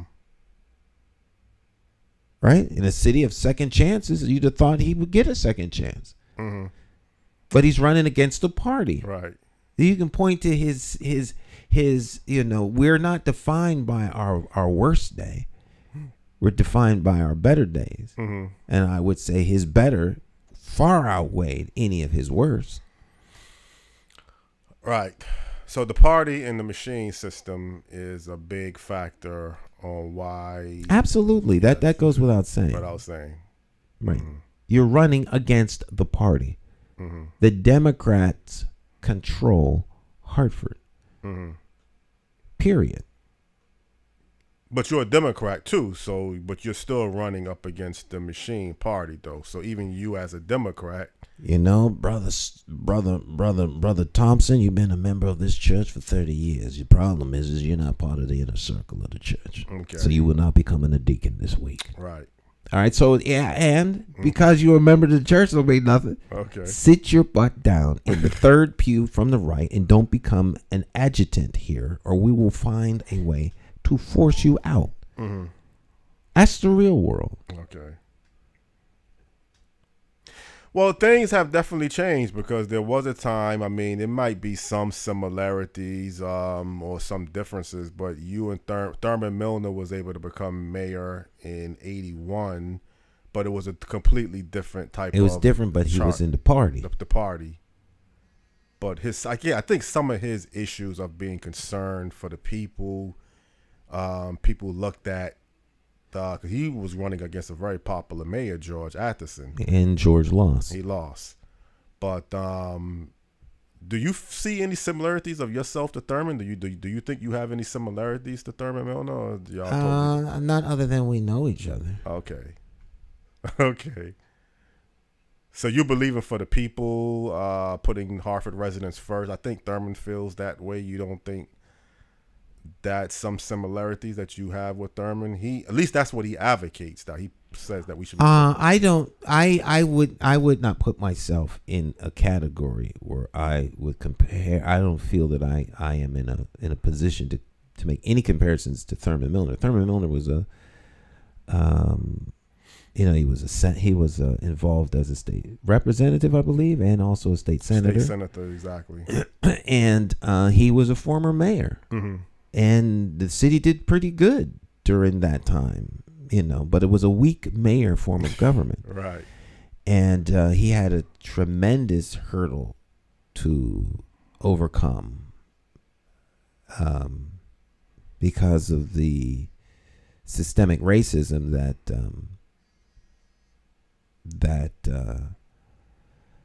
was present when he became mayor. Mm-hmm. So no, I'm not a Thurman Milner. I wouldn't compare myself to Thurman Milner. Thurman Milner, okay. He is in a league of his own. It just comes across that you kind of put the residents first. That may be. It's not for me to make that comparison. Others that know Thurman and know me can make that comparison, but I don't. I don't. You know. Well, like you just stated, y'all have differences in political experiences. He was a state senator, state rep, like you mentioned, and a mayor, too. He had to get elected mayor, but right. That's a tremendous feat to be elected into office. Mm-hmm. And had you come along and ran before Hartford went to the strong mayor form, you think you would have been able to get elected? I can't speak to that. Mm-hmm. The history would say no. Okay. Because I've not yet been elected to anything. Right. So. Well, again, I mean, it's interesting. I mean, I know we have the governor's race in Connecticut before the mayoral race in Hartford. And again, I don't know where things stand at. This whole thing with getting Bob Stefanowski as a guest, honestly, is going nowhere, but that's really reality. And I think his campaign, about 70 days left. Yeah, but I think his campaign, from what I'm hearing, is having some issues. I think Governor Ned Lamont looks like he's in the driver's seat. There's 70 days is an eternity in politics. It is far too early. I wouldn't want to be having problems in my political staff. At this point, I would want, if I was running for governor, my whole staff to be in order. I wouldn't want to be making changes of campaign managers and changes in campaign managers can be a plus depending upon who's coming in and who's going out. Mm-hmm. Right, that's true. Send a powerful message. Mm-hmm. It's way too early. To be. It's way too early. Oh, this is like. I mean, unless you can count. Mm-hmm. If you can count the votes, mm-hmm. then you can know the outcome. Because this is a numbers game. Right. Straight out. But they can't count. So, it's like a boxing match. The rumble in the jungle. And folk can talk all they want. Until the bell rings. Right. And the fight starts. That's when we see. Then, at the end of this contest, someone's going to emerge out of that ring a winner. We are way too far away to determine. There hasn't even been a debate yet. Yeah, but I think you already know, political analysts and people who know political analysts have been so wrong that they're almost as reliable as CNN. Well, I'm talking. Remember, they analyzed that Donald Trump would never become president of the United States, even on the night of the election. Yeah. So I have zero faith in prognostication abilities of political analysts. Well, not so much even just the political analyst polls. I'm just talking about the cities are almost a far gone fetch that Governor Lamont is going to win the cities. I think anybody.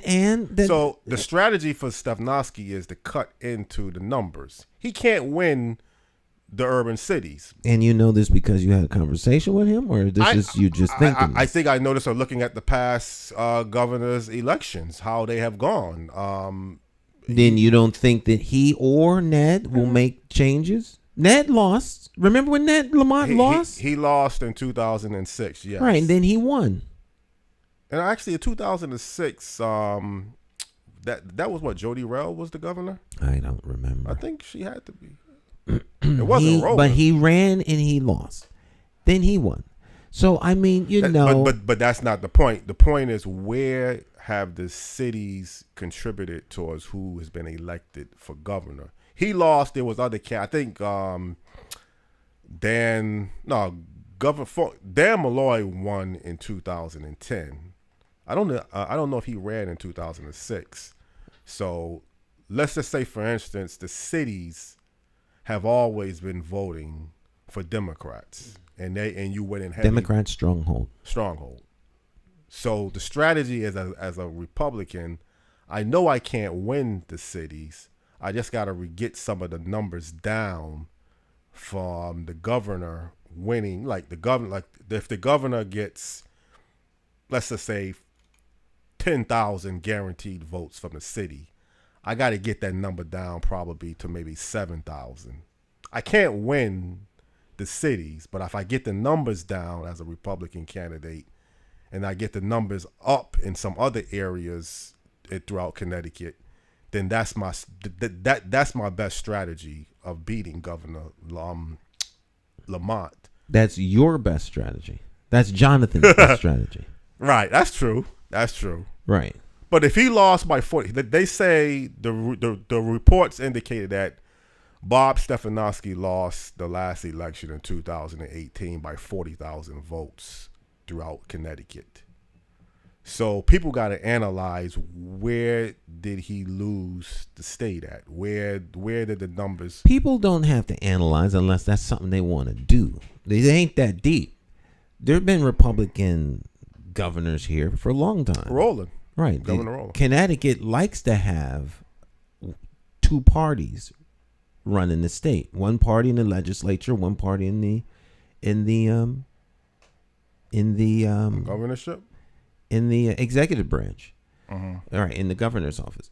So, there are a lot of different ways that this could play out. Folk don't know. They don't know. They can prognosticate, they can analyze, they can talk. All this stuff's going to make money for people in the news and this, that, and the third. At the end of the day, the constituency will come out and vote. Mm-hmm. What I would say is vote for the people who have a plan to move forward, things you think are in the best interest of you as a constituent, irrespective of party. Party, right.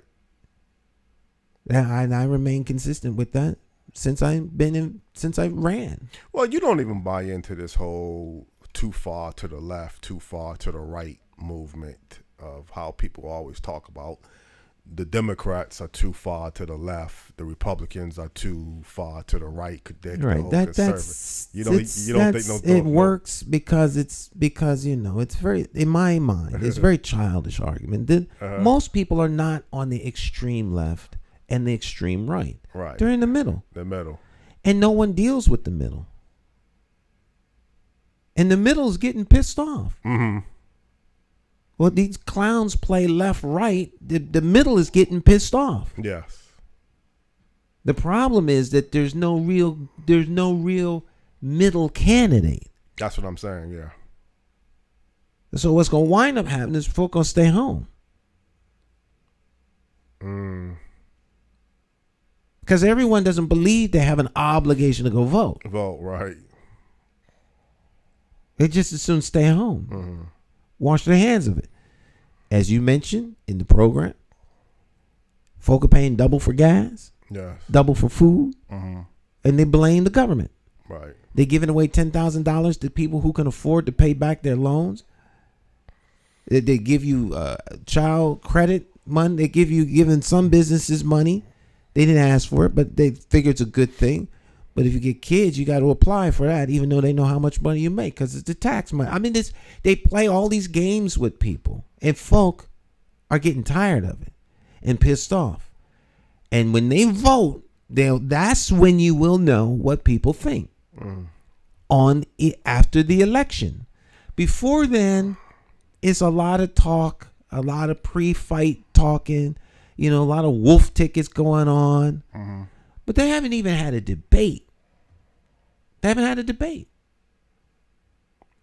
Bob Stefanowski had mentioned on a radio show that one of the debates was delayed by Governor Lamont. That I guess October is when they're going to have the first debate. I don't know if they're going to have 2 or 3, but October is looking at the time span. That works, that works for the better and the good. You have brighter minds than mine making these decisions. You put off the debate until the end and pray that you do good. Now, if you have debates in the beginning, if you do a little stumble, you can do a comeback. You know, so in my never to be humble opinion, you should have at least 3 debates, because that's when we can really tell. But they're not trying to have a debate to inform the constituents. They're trying to have debates around staying in power or getting in power. Right. When the constituent is first, then they do things that's going to be best for the voter, best for the constituent. The constituents are the ones voting. The constituents are the ones who own the government. The constituents should be the ones that they're trying their best to win over with the policies and the that they have and that they are proposing to put forward, and to answer the serious questions. They don't want to do that because they don't really want to be put on. They don't want to be put up against a wall and have to really answer tough questions. Now, the candidate that does that got my vote. You know, I'll tell you one little personal thing. I mean, I did hear back from Bob Stefanowski, but the one thing he did made it perfectly clear is that I'm not promising you, I'm not saying I'm going to be on the show, but someone will be reaching out to you. So I'm under the assumption if this person really wants to come on the show, he will come on the show. That's true, but Jonathan, we also have to be realistic in terms of who we reach, how broad our audience is, and the value of political time. You have to be very, very selective as to where you spend your time and where you don't. I understand that part, Stan. If he's here, he can't be somewhere else. And that's for both candidates. Well, the only thing is, I'm not. I had even sent him a message this morning, and his staff person. I need an answer. I mean, it doesn't take this long. It does take this long. No. You want an answer. I've been booking guests for a while, Stan, and I know the time span that I get an answer from, and it doesn't take. It takes this long for a political candidate to give you an answer. Okay. That's running a statewide campaign where every word you say is going to be micromanaged. Okay. He is a white male. Governor Lamont is a white male coming onto a black platform. Right. And every single word they say is going to be watched by the major press, by the parties, and everything else. And the potential to say the wrong thing is very high. That's just the reality. So it's a real big decision. And it's an extremely big decision. Because if you say the wrong thing, it winds up being like the president on the morning talk with my man, the God. I can't think of his first name. That he goes by. The Breakfast Club. Yeah, the Breakfast Club. Yeah, I know who you're talking about. Yeah. Where he said, if you're black, you're going to vote for me. Right. Next thing you know, there's a major soundbite all over the world. I'm glad that we're talking about this because now that kind of gives me a little bit better. I wouldn't take it personally. No, I'm not taking it. I'm taking it professionally, but I'm not taking it professionally, it doesn't matter. He's just another guest. Right. He is. He's just another guest. Right. He just happens to be running for office. Yeah. And because he's running for office, that changes things. He doesn't know what kind of questions you're going to ask. Right. He or a member of his staff, he's never been on before. He's never been on. Right. Either he or a member of his staff has watched the program. I'm sure that they've watched more than the morning show with you. Right. They probably watched the morning show with Luis, who has an open hostility toward white people. Right. Do you want to come on a platform like that? Yeah. Well, I'm glad now. So I'm just keeping it 100. Yeah. All right. Now, so these are decisions. The answer to the question could be yes. The answer to the question could be no. You just need to be prepared. And you have to have what you got, what questions are likely to come. Where are you on these questions? How comfortable will you be when you answer the questions? Those things don't happen in a vacuum. That's not how communications work. Most certainly not before what could be a potential, whether real or perceived, the idea or the notion that it could go south in terms of the interviewer becoming hostile is always real. And so you have to be ready for it. And that's really saying me now, or me and You. Yeah, you. Exactly. I understand. You or me. And He doesn't know me or you. Right. You could go flip on him in a heartbeat. He does not know. He doesn't know that, Jonathan. Now, we don't have a history of ambushing people, no. but you never know.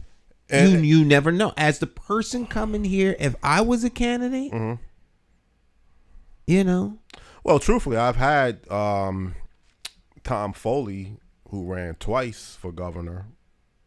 I've had David Walker, who ran for governor. So they must have had something. I mean, it might have been a little different. I can't speak to Tom Foley. David Walker is a guy that doesn't cut. He doesn't hold his words back. He says what he means. He means what he says, and he's unapologetic for it. He's extremely knowledgeable and can handle most situations. He's worked for a myriad of administrations. He understands finance. He's an extremely, extremely sharp human being. So hit me with your best shot. All right. Doesn't matter if you don't like me. It doesn't matter. I mean, he's comfortable in his own skin, and that it's instant and it exudes. Communicating is not easy for people. Some people do better than others. Right. And if you're not that comfortable communicating, these are hurdles you have to overcome, and it takes time. And I'm not saying that that's the case with Bob Stefanowski or Ned Lamont. However, those are things that you have to consider when they do or don't come on. Right. Right. There's reasons why people will have debates and won't have debates. If you have an open conversation or debate with your opponent could win. And if you're the incumbent, that's bad. That's real bad if they score on you. Well, So this is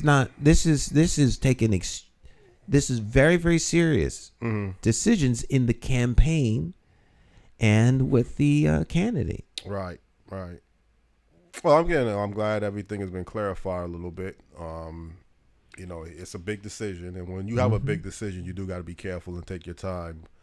You know, if somebody's going to ask me, not the exact same example, but I'm just saying this as one way, and I need to borrow $25,000. I need an answer right away. I got to think about this. You know, now some people it's easy to say yes or no, but you know, if he says no, then it's a no. Yeah, it's a no, but it's then, not a no. It ain't. The decision has been made yet. But the decision on his part might be something to think about. Is there a benefit for me coming on accesstv.org network? Absolutely. Okay, so I got to think about it. I got to be careful. I got to know when I really want to do this.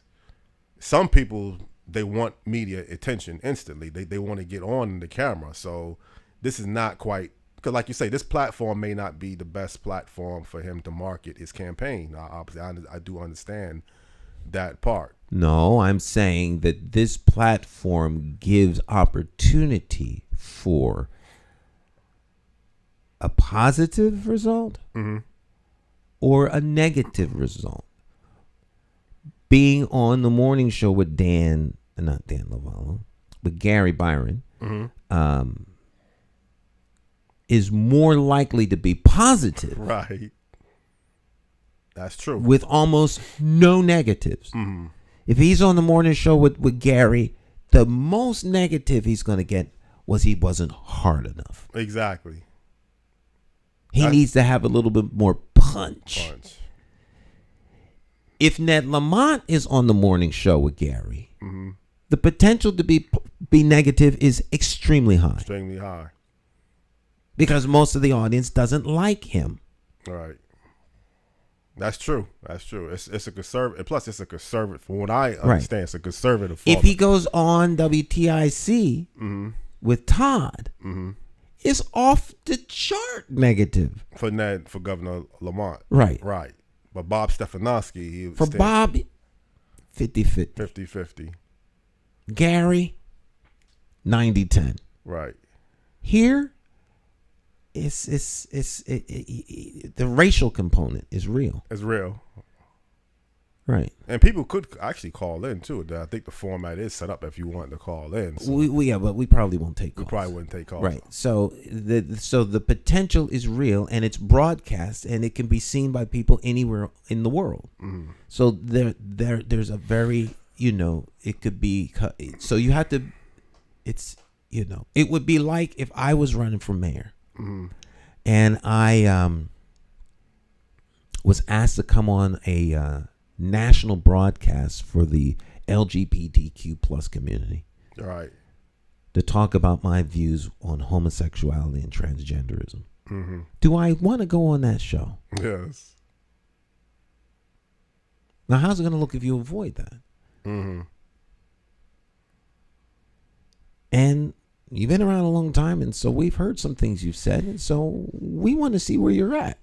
Mm-hmm.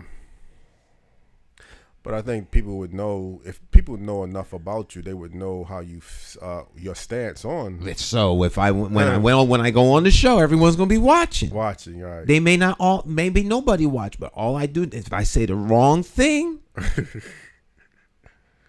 the wrong way, we got a very upset LGBTQ plus community, and we got a very upset Christian community. And we got upset communities in between. I can't believe you would even go on a program like that. You call yourself a man of God. So you have to think about those things. Right. Or are you capitulating to black folk now? I mean, all these things are real. Folk want to act like they aren't, but they are very, very real. So you have to weigh these things out. Mm-hmm. Not saying no. Do we put some parameters down? Do we, what are we going to be talking about? Right. How do you communicate that? Is there an understanding from the jump that we have some issues where we disagree? Those issues that we disagree on aren't going to supersede the overall issues. Mm-hmm. So these are real. Well, I'll tell you one thing. He's not going to screen me out. Now, I will have no problem explaining to him what we are going to be talking about. But if he comes back and saying, "Well, I don't want to talk about certain issues," then you won't be on. No, I won't be on. So right. So it's a nut sum game. He loses nothing by you not happening. Yeah. I remember one time. This was even before you decided to run for mayor of Hartford. I was trying to get Eddie Perez on, and I remember him telling me I guess he had some legal issues that he was still going through. He said he had more to lose than he had to gain, and it just. People said if he gets on he just felt like if he got on a media format and he says the wrong thing, yeah, he has a lot to lose. Absolutely. So I remember him telling me that exact same thing. Right. So you do got to be careful. It's not personal, but if I come on, I'm gonna lose. This is just no. No, not at this time. I just can't do that. Can't do that. That's understandable. You have to understand that as right. Well, I mean, the person making the request for him to come on. That's all I'm trying. Yeah, but I think I've done it very fairly. I told him or his staff. You extended the opportunity. Right. That's all you can do. Right. That's it. Now the rest is up to him. But I can't hold my breath and just hang on. At some point. You have a tendency to focus on a thing, Jonathan. Like a bulldog biting onto the bone, won't let it go. If he comes, he comes. If he doesn't, he doesn't. It's not the end of the world. No, it's not. But I felt it would be good for the network to have both candidates on before the election. It's not the end of the world. I do understand that. Somewhat of a slight missed opportunity, but that's how I feel. You may not feel that way. The viewers may not feel that way. But I think it would be a good opportunity to get both candidates on before the election. Obviously, after the election would be another better benefit too. We can be a black network. I know you make it no bones about it that this is a black network. Regardless if I book white people consistently as I book black people, you still see it as a black network. As long as the hosts are black, it'll be seen as black. Okay. It ain't who you bring in here. It's who's on. But I remember one. The guests don't make a platform their ethnicity. So if you had Asian people here, or indigenous people here, or Australian people here, or people from Japan here, or people from Uganda here, that would not make this a Ugandan program. It doesn't make it anything. They're just human beings from a particular place. Yeah, but that's all. Yeah. Now, you and I are black. Mm-hmm. When people see it, they see the hosts are black. Right. So our perspective comes from that. And that's what makes it a black. But me and you can have a white person, which we've had white and Asian. Well, yeah, we've had Asian people a few times. I can have someone from a different race on and talk about issues relative towards what they are about. You know, if I had someone and I was doing a show, well, the drug policy is kind of all people are involved in that. It almost doesn't matter what you're talking about, Jonathan. Mm-hmm. What you're not grabbing a hold of is that it is not the questions you ask. Mm-hmm. It's you. You are a black male. You've always stated that exactly up front from the. You're a black male. Right. You look like a black male. I'm a black male. Right. So and I'm a black man. Right. So it's a black show, no matter right. how. Now, we don't have to agree. We may have all kinds of perspectives. Mm-hmm. You know. You might be a brother's brother. Yeah.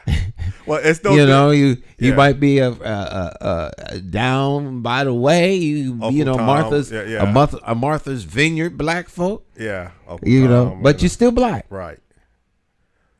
Well, I think you can see, and other people can see. Right, you might be the president of the United States. Yeah, but you're still black, and so it is by default that your perspective must be from someone who is black, and that's normal. Yeah, but like you just mentioned, people who watch this program, they know how Luis Delgado feels or some of the statements he's made, and that's not how Lou feels. Yeah, but isn't that a reflection of the network? If no, that's a reflection of Lou. Of Lou, okay, so it has no reflection if he comes on. I mean, you don't have to be careful if he says that, I hate white people. You don't think that kind of reflects? Not saying that you feel that same way. And I'm not saying he made that statement. I am a free speech advocate. I've spent my entire adult life advocating for free speech. If there's a litmus test with me, it's free speech. That's my line in the sand. Right. Not abortion, not this, that, and the third. Free speech. I am a free speech advocate. I provide a platform so people can speak their mind. If he wanted to get on the air and say that, that's a reflection of him, not me. I had someone call up here threatening to shut us down and take us to court, this, that, and the third, when Marcus Jarvis called Al Sharpton a pimp. Mm-hmm. I said, well, you need to Google me. Right. And he's been on our program maybe 3 times since he called and threatened me. Mm-hmm. I told him, that's what I do. I give people voice. You do, and I understand. So I don't have a problem. Now, others might have a problem, but as we have said from day one, we're not here for the numbers. Mm-hmm. It's not how many watch. It's who watches. It's who. If there's one person watching, it's the right person. Mm-hmm. So if it's 1,000 people, so be it. I'm not moved by the numbers. Right. Some people watch numbers. Is my numbers going up? I don't look at old shows. Once the show is over, it's over. I don't look at them. I don't see how many people watch the show. Mm-hmm. I don't go back in time and see if more people are watching now. None of that matters to me. Right. It doesn't matter. What matters to me is giving people the opportunity to speak freely and unencumbered and to be heard. And I have 40 years of that. Now, if someone don't want to watch because that's how they think, Well, and that's why I asked you a couple of weeks ago. I don't know if I asked you, do you feel the same way as Luis Delgado? But if somebody watches, Now I clearly I know that disagree with Louis. But I'm saying for someone that watches let's say someone watches the program for the first time.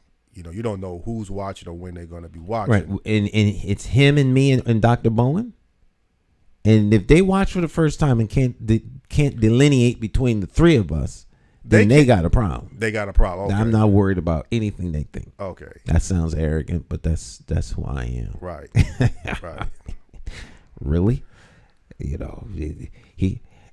Louis and he's different than you. I mean, people should know that we agree on some things, but on the issues that he brings up here, there's a marked disagreement. Mm-hmm.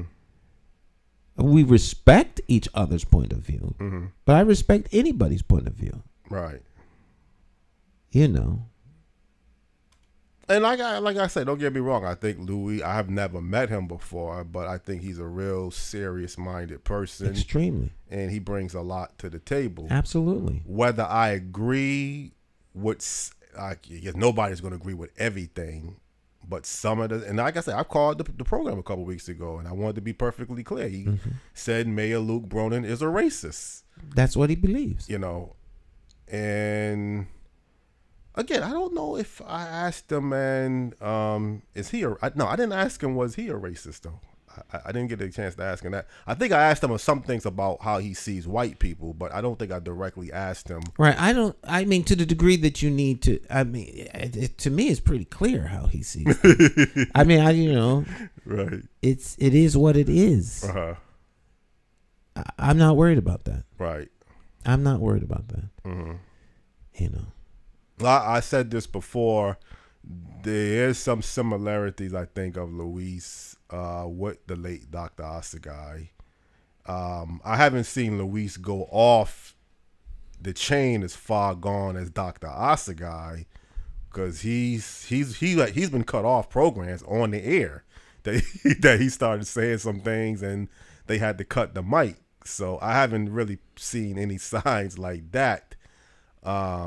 But again, I get the feeling that if he, and I don't think you're going to allow him to name call people like Dr. Assegai used to do. I don't disallow anything that goes against my free speech ethic. Right. Okay. There are areas where one should be responsible. I give people an opportunity. If you had a guest on here from the Klan, I would. A Klan, all right, right. I'd love to bring a Klansman and find out why he thinks the way he thinks. These things don't bother me. Right, right. They bother certain people. One of the strengths and the assets that Luis brings in the mutually beneficial rule that we have here is that he vehemently disagrees with me. Disagree, yeah. Well, I think the thing... I think that's an asset and a strength that he is here. It is. And vehemently disagrees with me. It is. Don't get me wrong. Because you don't have to agree with me to be here. Well, no, the thing is, Luis brings a lot of interest to me to the show. I believe so. Because it's not like I'm still learning some things about him. Right. And you talking about him uses up your real estate with him. Yeah. Okay. That's true. So he must be doing, he causes you to think. Yeah. Yeah. He has you thinking proactively in some issues and some things. Again, I don't know if I like I told him, I don't see to call a person a racist. You told me it doesn't mean that a person doesn't like a person because of their race, which I thought that's what. Sometimes it means that. It can mean different things. Context is everything. And certain words have different connotations. So you have to be careful what words you use, because words mean things. But that's what he believes, and he put it in context to explain to you exactly what he meant. That's what he said on the air. He said that when the mayor is doing things that's keeping black and brown people from achieving, don't hold me word for word. He didn't state that it had anything that the mayor. He considers that racist. Racist, yes. Right. That you're doing things. You have policies. I think I brought up policies too, but right. Well, it's a system that keeps people subjugated, and it's baked into every element of the system. There's a certain element of. But is that really true? Is the people that's like saying the people in Hartford is that far gone? That the mayor would have that kind of power that he can. Now, what have you heard me say about Hartford? You said in the past that it's run like a plantation. Okay, so I am being heard. Now, calling a place a plantation, I think I've been told by Democratic operative type folks, they don't like me saying that. That it was unfair. And Hartford is not a plantation. I think it's how when you say plantation, if the city is run like a plantation, that's one thing. If the people are acting like they're slaves on the plantation, that's another thing. I don't know if you can separate the two. They're one and the same. Hartford is a plantation. The crop grown here are people. Mm-hmm. And people here have become the new cotton. Okay. Rather than to leave the plantation, they'll do what they have to do to survive. Mm-hmm. Now, there's two ways to deal with a plantation. You survive, or you leave. And some folk like plantation life. Right. Well, I'm taking the impression that people are falling victims to slavery when you say a plantation, that plantations aren't only, there's plantations all over the world, and the plantation didn't exist when captives came. The plantation didn't start existing as a result of captives here. A plantation, pineapple plantation is just that. It's a plantation. It doesn't mean it's run by slaves. But see, that's again, even if it's not run by slaves, that's what the family member up in Boston says is part of the problem, that you can't allow yourself to fall into a victim, that you can't become He's right. a victimization of your circumstance. You can't have this belief, even though you might have obstacles, but if the obstacles is up in your brain that I'm a victim. If as a man thinketh, so is he. Mm-hmm. If you process to where you're a victim, then that's what you will become, a victim. Everywhere you look, you'll see opportunities to show that you're a victim. You can't get this, you can't get that. Why? Because I've been victimized. I've been this, I'm that, I'm this, I'm suffering from this, I'm suffering from that. So you don't even try. You don't even try. The other person says, you know what, I'm going to the worst school in the city, but that doesn't matter. I'm not like everyone else. Right. I studied. Next thing you know, the person's going to one of the most elite colleges in the country, graduating from the worst school. Right. There are people who decide all at once, this is no longer the trajectory I'm going to be on. I don't think like that no more. I'm going to do this. And they accomplish it. People come here through the most horrific of circumstances, get in the country illegally, and prosper. Well, and have to live a life hiding in the shadows and still prosper. I only use that as an example of if someone wants to accomplish a thing, they can. Some die trying to get in here. Now, for folk that are here, they can use whatever excuse they want. There are opportunities here. So there are abundant opportunities. All right. So then that means you can be on the plantation, but you could still strive and better yourself. Just because the plantation mentality that you're trying to outline is that we're the crop. The people that's in the city, black and brown people mostly, are the crop. Yeah, because you're in a program that needs to be managed. So if I'm in a program and I got to go down to the office to sign up for something, right? Or who's in office? What race of people, or who people, how they Whether run they're in the office? race, there's someone in the office, The office. who's managing me, Right. processing me, who reports to someone who's part of that management system, all the way down the line to some government official. Signing checks, writing requisitions, this, that, and the third, managing, making sure that the money gets here, that the money's spent right. Then they send an inspector over to your house to make sure that everything is in place. And everyone is eating off of you. Yeah. If we got rid of poverty in Hartford tomorrow, all those people would be out of work. They wouldn't be needed. Right. They'd suddenly be unemployed. So rather than to harvest cotton every year, you manage the poverty, and that can become a multi-billion-dollar industry because it's supported by the taxpayers' dollars and government. Right. And government officials dole out all this money, and then the side benefit is that you can guarantee these people will vote a certain way.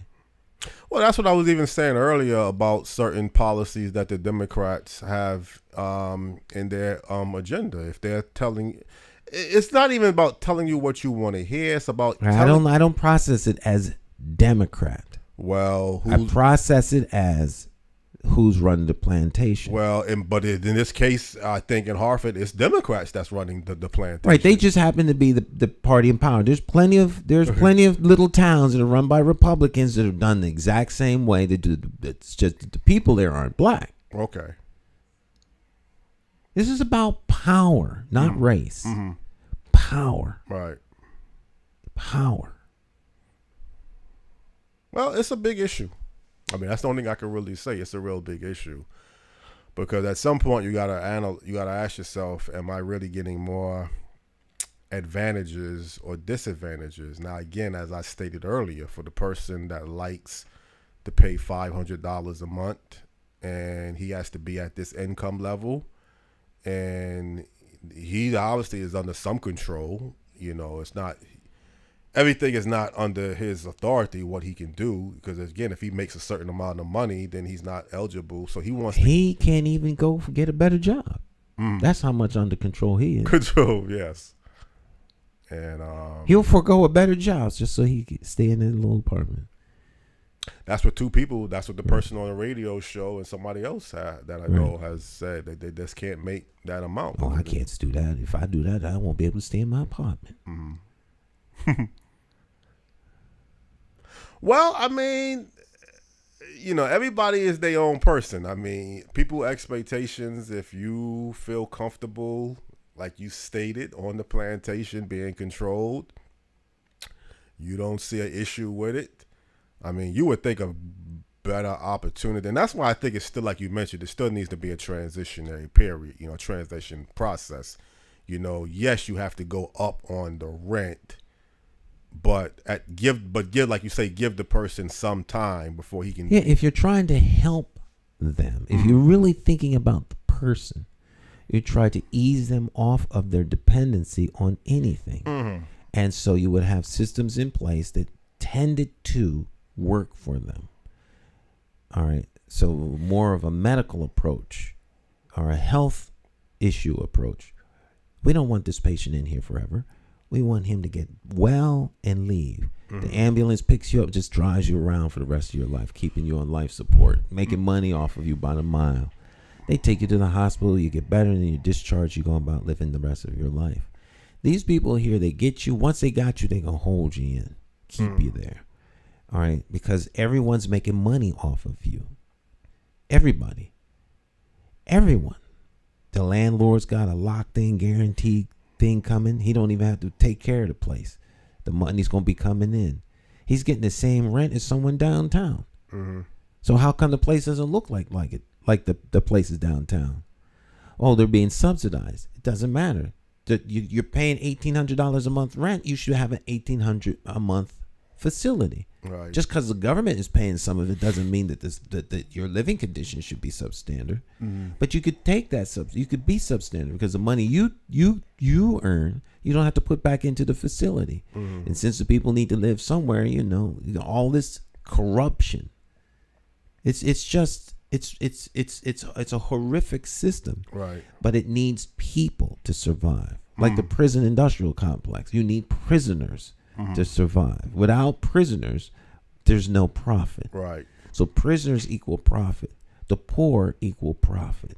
And they make money off of the poor. They don't try to help the poor out of poverty. They manage their poverty. And poverty management is big business. Yes, it is. So we have these agencies that are supposed to be trying to alleviate and get rid of poverty. What they wind up doing is managing poverty. So if you're a former government official, you wind up working in one of these little agencies somewhere around the state that's supposed to be helping people out of poverty. You manage poverty. You make sure you give them the food they need. You make sure you give them the housing they need. And they are stuck there. They're stuck there. But that wouldn't be the same as what do we call it? Income basic. I keep forgetting the name. Income basic or basic income. Basic minimum. No, basic. It's not minimum. Basic income something. It's those three words. Basic income. It's something that we did a show on that I brought up a few times in the past. Income basic. But that's what some people are advocating.